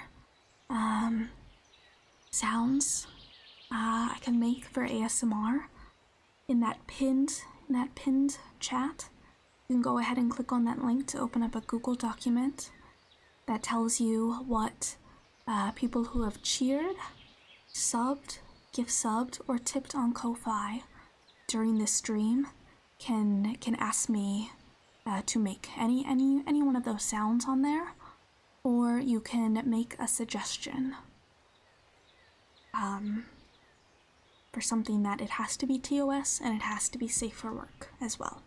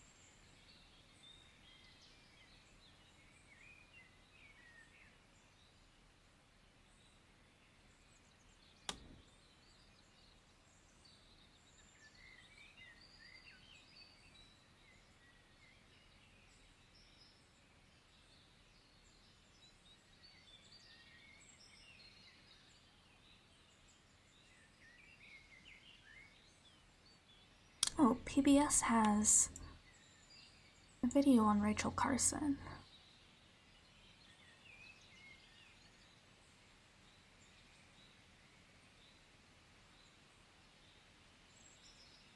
Oh, but you have to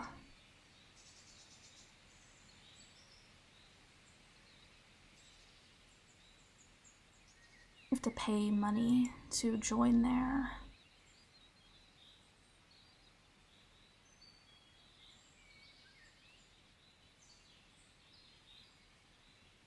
GBH? What is this? GBH passport.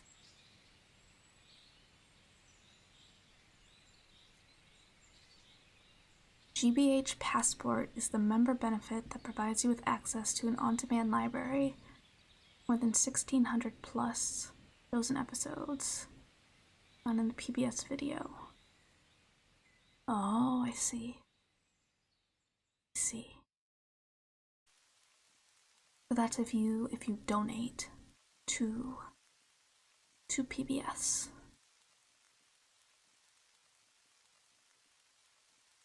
The more you know.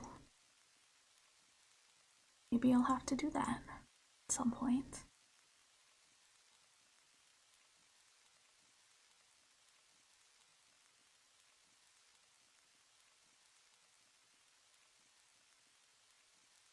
Because I quite like PBS stuff. And I wanna support like access work.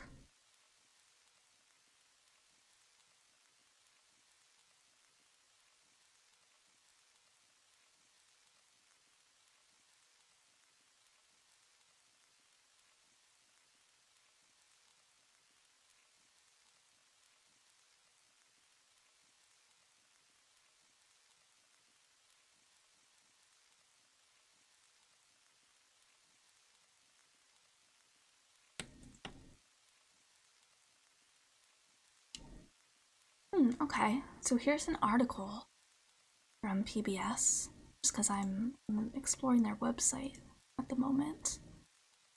And it is What is Aquaculture? An Overview of Sustainable Ocean Farming. This is by Audrey Porter, published on June 20th, 2024. Do you love seafood? Do you find you're eating more and more of it? Turns out most of us are. Around around the world, humans are eating twice as much seafood per person as we did 50 years ago. And while that may sound alarm bells, there's still cause for hope. The new 3-part series, Hope in the Water, asks the question, is there a sustainable way forward to ensure we protect our threatened seafood ecosystems while also meeting our consumption needs? The series explores the groundbreaking work of dedicated fishers, aquafarmers, and scientists who are attempting what was once thought impossible, harvesting aquatic species to feed our growing planet while saving our oceans. This is reminding me of... I shared this in the Discord. There was an article on...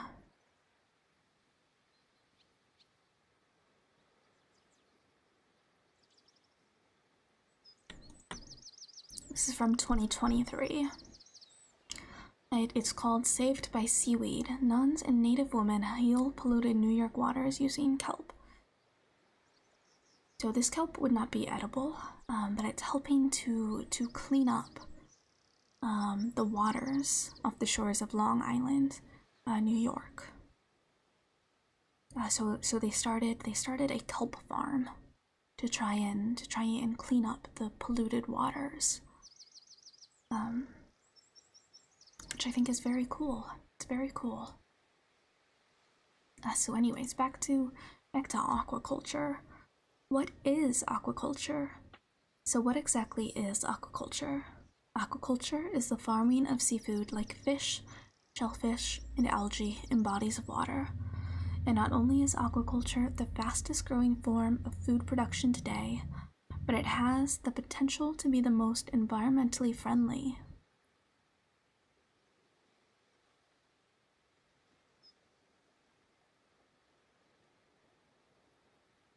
So then they go on to talk about harvesting scallops, harvesting kelp, harvesting abalone and purple sea urchins,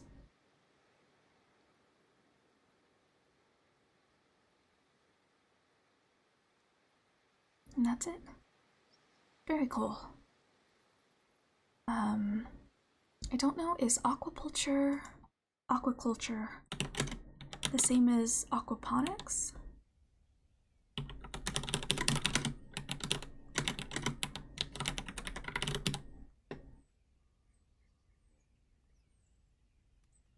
So aquaponics is the practice of combining aquaculture and hydroponics. And so hydroponics is growing plants without soil. There you go. So there's hydroponics, there's aquaponics, and there's aquaculture. These are all three different things.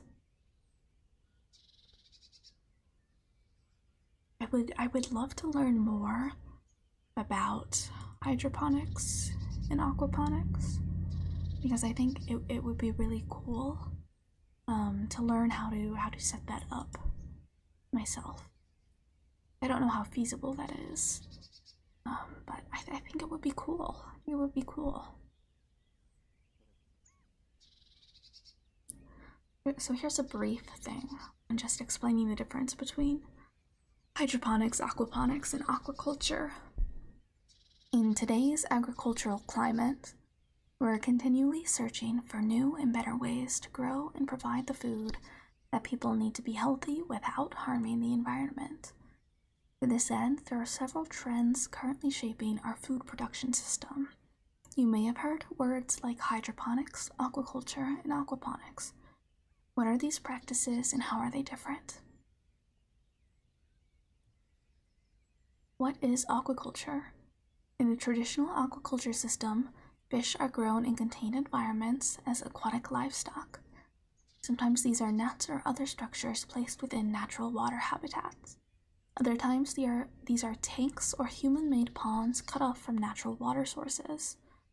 When growing fish in human-made facilities, growers must carefully filter the water to remove fish waste and maintain a healthy habitat. And so aquaculture, as we heard from PBS, also includes planting kelp forests, and scallops, and abalone and sea urchin.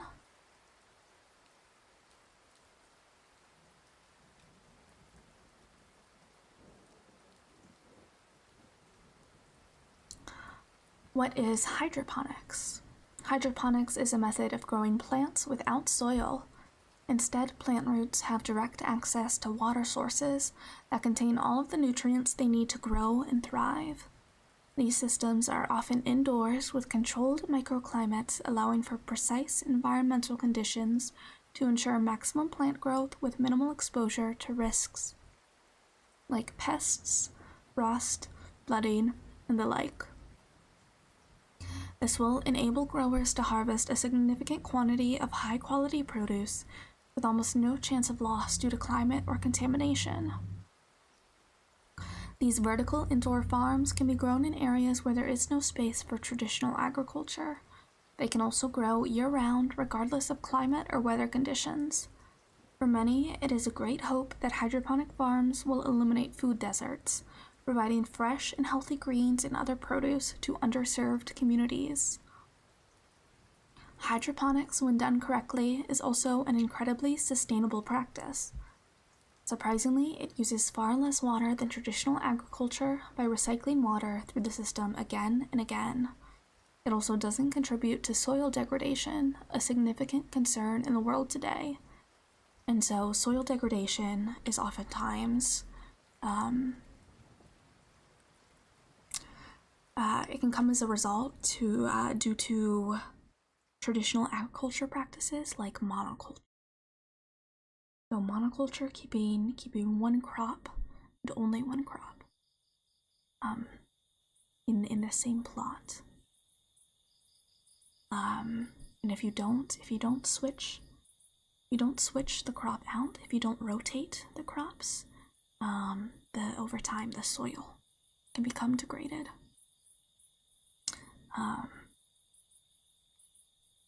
Yes. So this is why rotating your crops is important. It's also why permaculture has started to be talked about in smaller scales.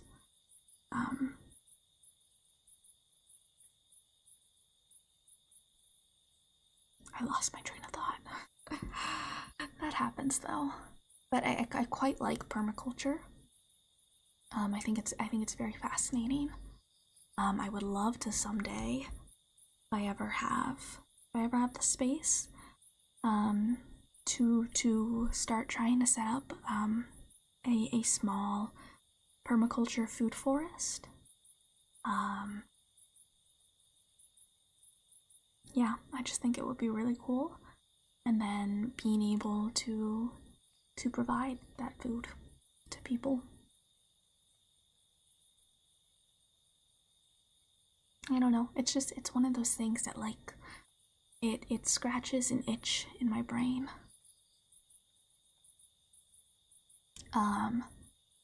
Okay, and then so finally, what is aquaponics?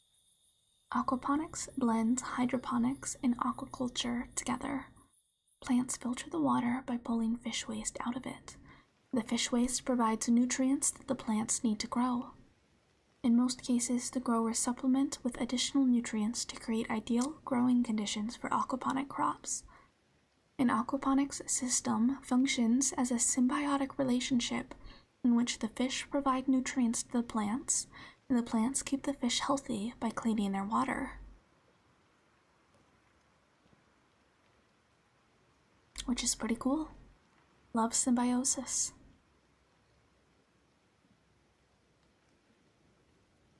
So that was just a little bit on aquaponics, hydroponics, and aquaculture.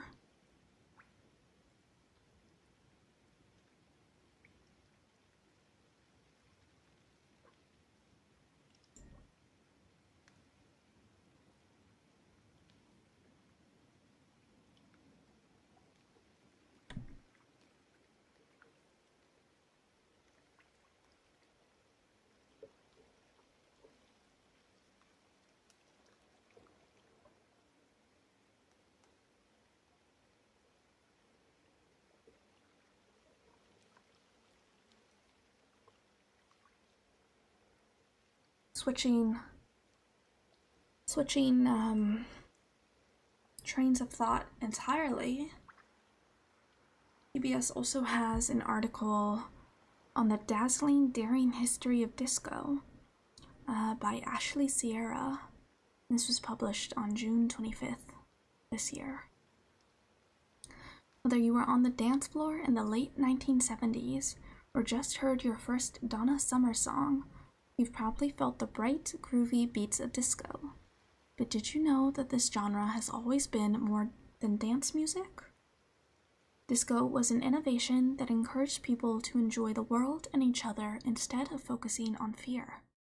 Just as importantly, it was a social, political, and cultural movement uniting communities too often barred from mainstream artistic expression.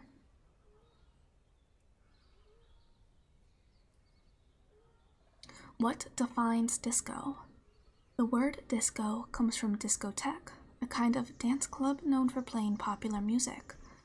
As both a genre and a subculture, disco was most popular in the 1970s, contributing to the decade's reputation for freedom, fun, funk, and fashion.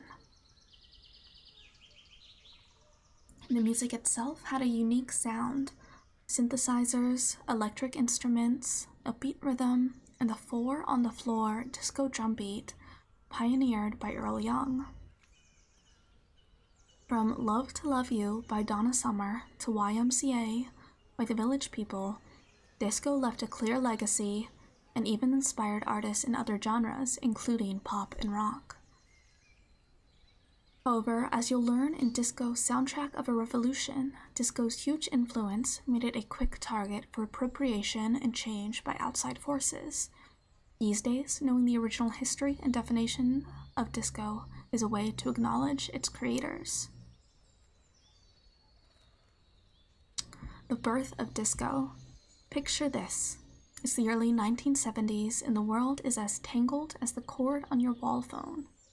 From the Stonewall riots in the Vietnam War to the Beatles disbanding and The Godfather hitting theaters, things are coming together just as fast as they're falling apart. This is especially true in New York, where economic upheaval has left whole neighborhoods struggling.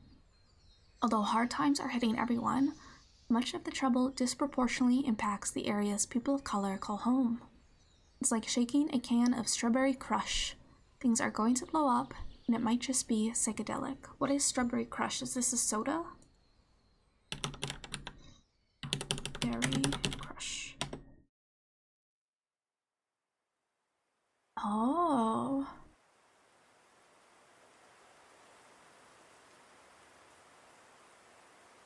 It is. It's a soda.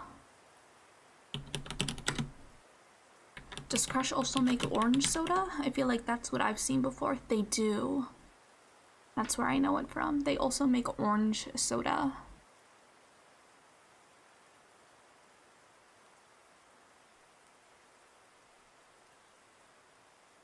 So Crush is a brand of carbonated soft drinks owned and marketed internationally by Keurig Dr. Pepper, originally created as an orange soda, Orange Crush. Okay.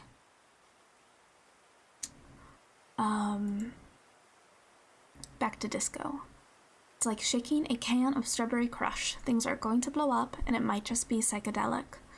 Of course, when the young disc jockey David Mancuso hosts a private party at his loft in downtown Manhattan, he doesn't know any of this. He's just hoping his big Valentine's Day 1970 bash will earn him some rent money.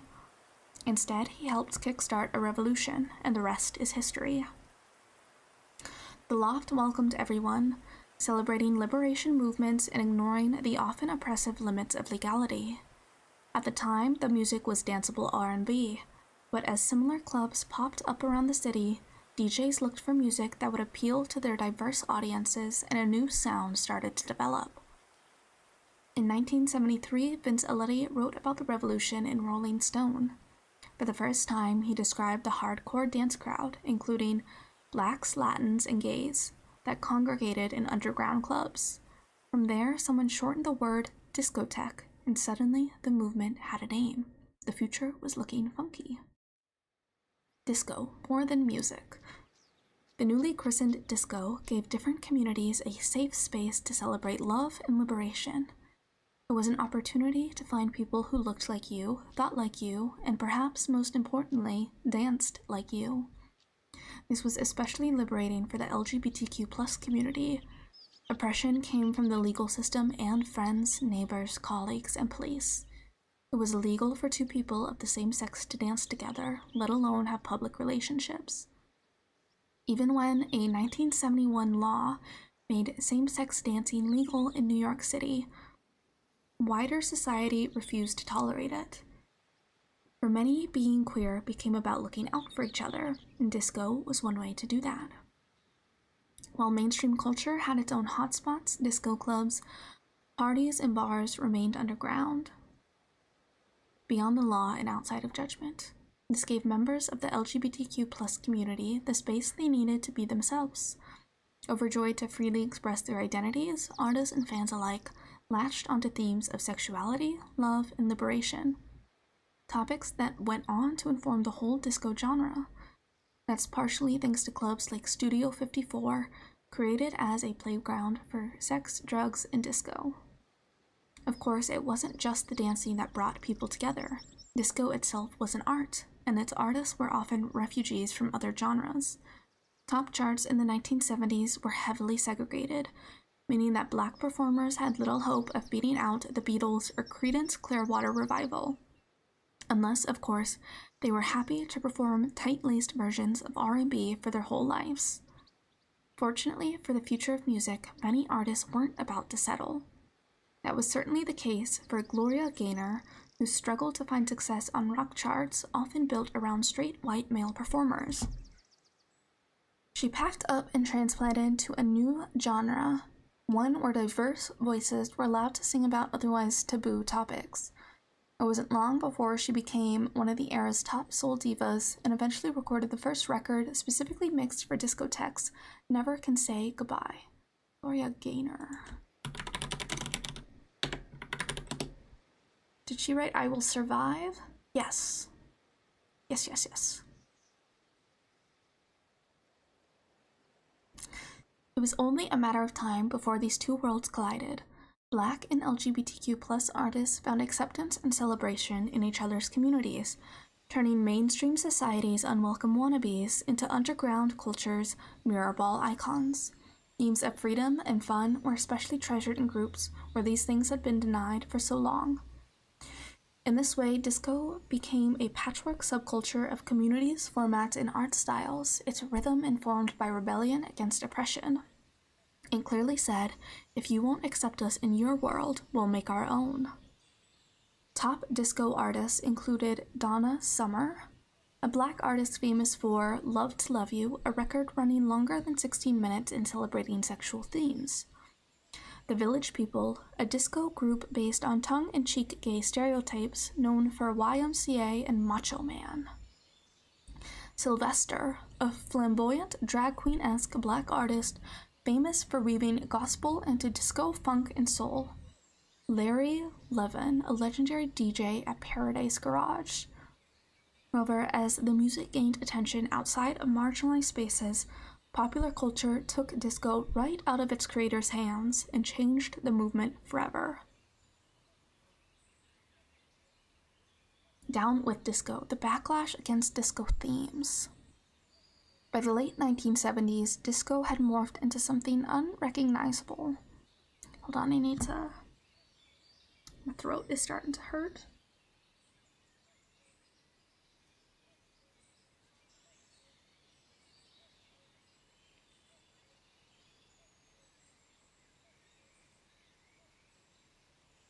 Doing a little stretch.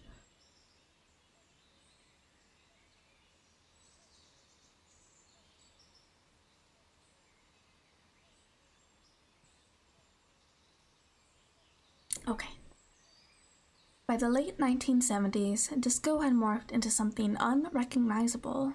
Saturday Night Fever hit the silver screen in 1977, but instead of featuring original disco artists, the film put the Bee Gees in the spotlight. The Rolling Stones, Rod Stewart, and other non-disco performers also jumped on the genre, giving power to the record labels, charts, and radios that once spurned its unique sound.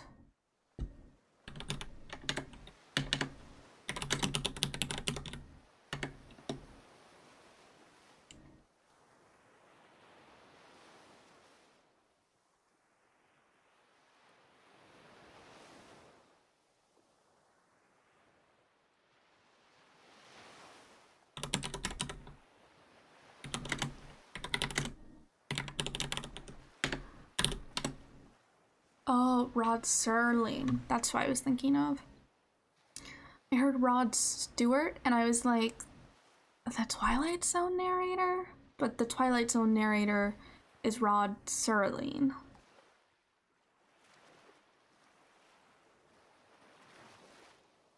Not Rod Stewart. Rod Stewart, different. Rod Stewart is a British rock and pop singer and songwriter. Okay. The Rolling Stones, Rod Stewart, and other non-disco performers also jumped on the genre, giving power to the record labels, charts, and radios that once spurned its unique sound. The market became oversaturated with songs that many felt had abandoned the original soul and culture. Disco fans couldn't stand the commercialized take on something that belonged to them, blaming mainstream culture for favoring songs like Disco Duck. Mainstream culture, meanwhile, pointed the finger right back at disco for sidelining other music, particularly rock. Tensions rose between groups, and while artists suffered, record labels profited. But that wasn't the only cause of strife. There was plenty of distaste for the often sexualized themes and behavior in disco songs, performances, and spaces, earning concern from religious groups and other disapproving parties. Because these topics were so heavily intertwined with LGBTQ+ identities and freedom, both things that were constantly under attack, the anti-disco perspective quickly became the anti-gay perspective. There was also backlash against marginalized performers breaking the comfortable boxes that other people had put them into. For example, society often expected Black women to look innocent and avoid taboo topics in art, but performers like Candy Staton and the girl group LaBelle didn't agree. They released songs like Young Hearts Run Free, about domestic violence experiences, and Lady Marmalade, about sex work, respectively. The tension came to a head on July 12, 1979 at Comiskey Park, a baseball stadium in Chicago. Visitors took to the field for a disco demolition led by radio personality Steve Dahl, who'd previously lost his job when his employer switched to an all-disco playlist. While rock fans said the movement was about differences in musical style, disco artists pointed back to anti-Black, anti-gay sentiments. Nonetheless, with the beginning of the AIDS epidemic following soon after, many felt that the so-called war on disco had successfully silenced the genre. The revolution and evolution of disco. Was there ever a moment when every disco album was burnt, every mirror ball was still, and every pair of dancing shoes had been hidden under the bed? Probably not. The heartbeat of the genre wouldn't be stopped. The communities that had created disco took what was left and wove it into something new, primarily house music. The genre's first beats rang out in Chicago, where the openly gay producer, remixer, and DJ, Frankie Knuckles, was working at an industrial building turned dance club. Knuckles played all kinds of music, but it was his experimental work with different beats that led to something new. Taking its name from the club, house music is a type of electronic dance music that carries the four-on-the-floor disco beats. Although the first people who heard it were likely the gay Black men who frequented the warehouse, this genre has become something even bigger. New artists from Madonna and Bruno Mars to Lizzo and Beyoncé continue to carry that groovy torch, and so will future generations of listeners, dancers, DJs, and creators. So that was... Let me scroll back up. That was The Dazzling Daring History of Disco by Ashley Sierra on the PBS website. An article about or I think, not about, but in relation to the show, the PBS show, Disco, Soundtrack of a Revolution.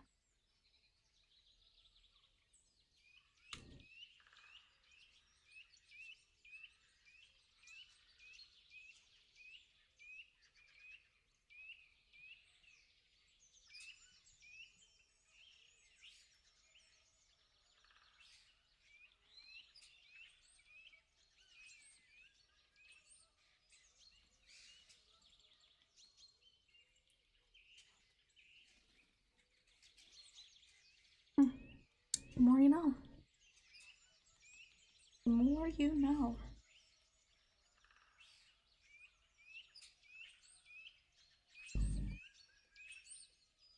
I don't know if I have that much else to talk about today. Brain has slowly but surely, I feel like at the beginning of the stream, I was able to put my thoughts into words a little bit better, but now slowly but surely, as the stream has gone on, I'm struggling to think, because my brain fog increases over time, unfortunately. But that's okay. It's about learning to exist as yourself and being okay with that. Even as you change and what you can do and what you can't do as these things change, that you are still here and you still exist, even if it's different from how you once existed or how you once thought you might exist. That these changes happen. They happen, you know? Especially when you are disabled. I mean, they happen to everyone in general as you age, as you get older, but sometimes there can be a particular kind of grief or of struggling to adjust when you are young and disabled. But it's however you exist is however you exist, and there's no right or wrong way to exist. We live in an infinite universe with infinite possibilities and infinite ways to exist, and however you show up in your existence, in your life, day to day, hour to hour, minute by minute, you know, it is what it is. It is what it is. And there's nothing wrong with that. There's nothing to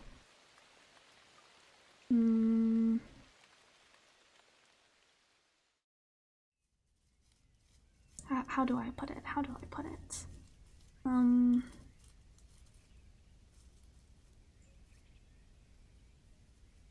I don't know. My train of thought is gone. As I said, my brain fog is quite.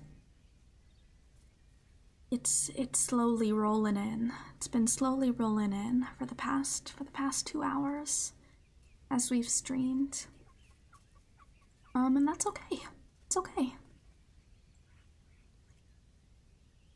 I can appreciate the time that we've had together here on the stream today. The reading that we've done, some of the stuff that we've learned about the coast and Rachel Carson, hydroponics, aquaponics, aquaculture, and then we veered off from the ocean related stuff, and we did a brief little read about disco as well.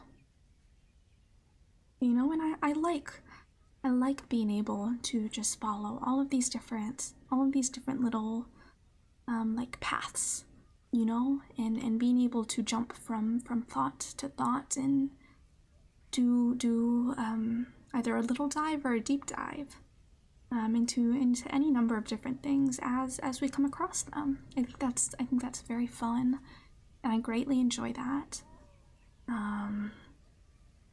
Yeah.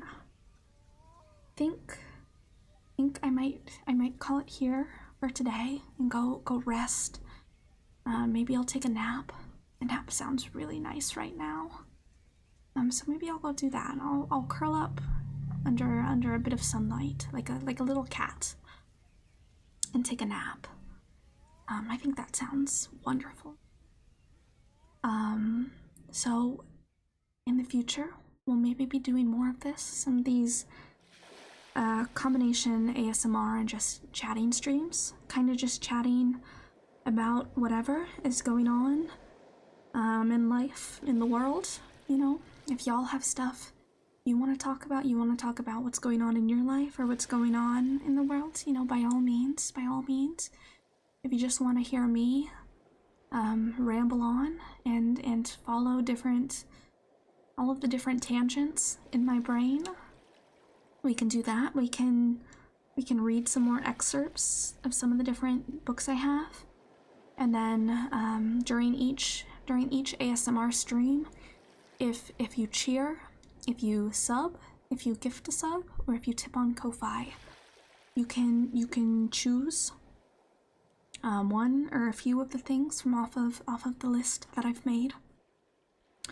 That I'll pin in the chat each ASMR stream, and it's the ASMR command, so exclamation point ASMR. You can choose from off of that document any one of those like sounds to redeem, and we'll do that. But today we were just getting started, so not a lot of tingles. I don't think not a lot of triggers. It was mainly just chatting in a low, quiet voice, and that's okay. That's okay because I enjoy that as well. So again, thank you all so much for being here. If you were chatting, I appreciate you. If you were lurking, I appreciate you. Yes. And I will see you all in another universe. Goodbye.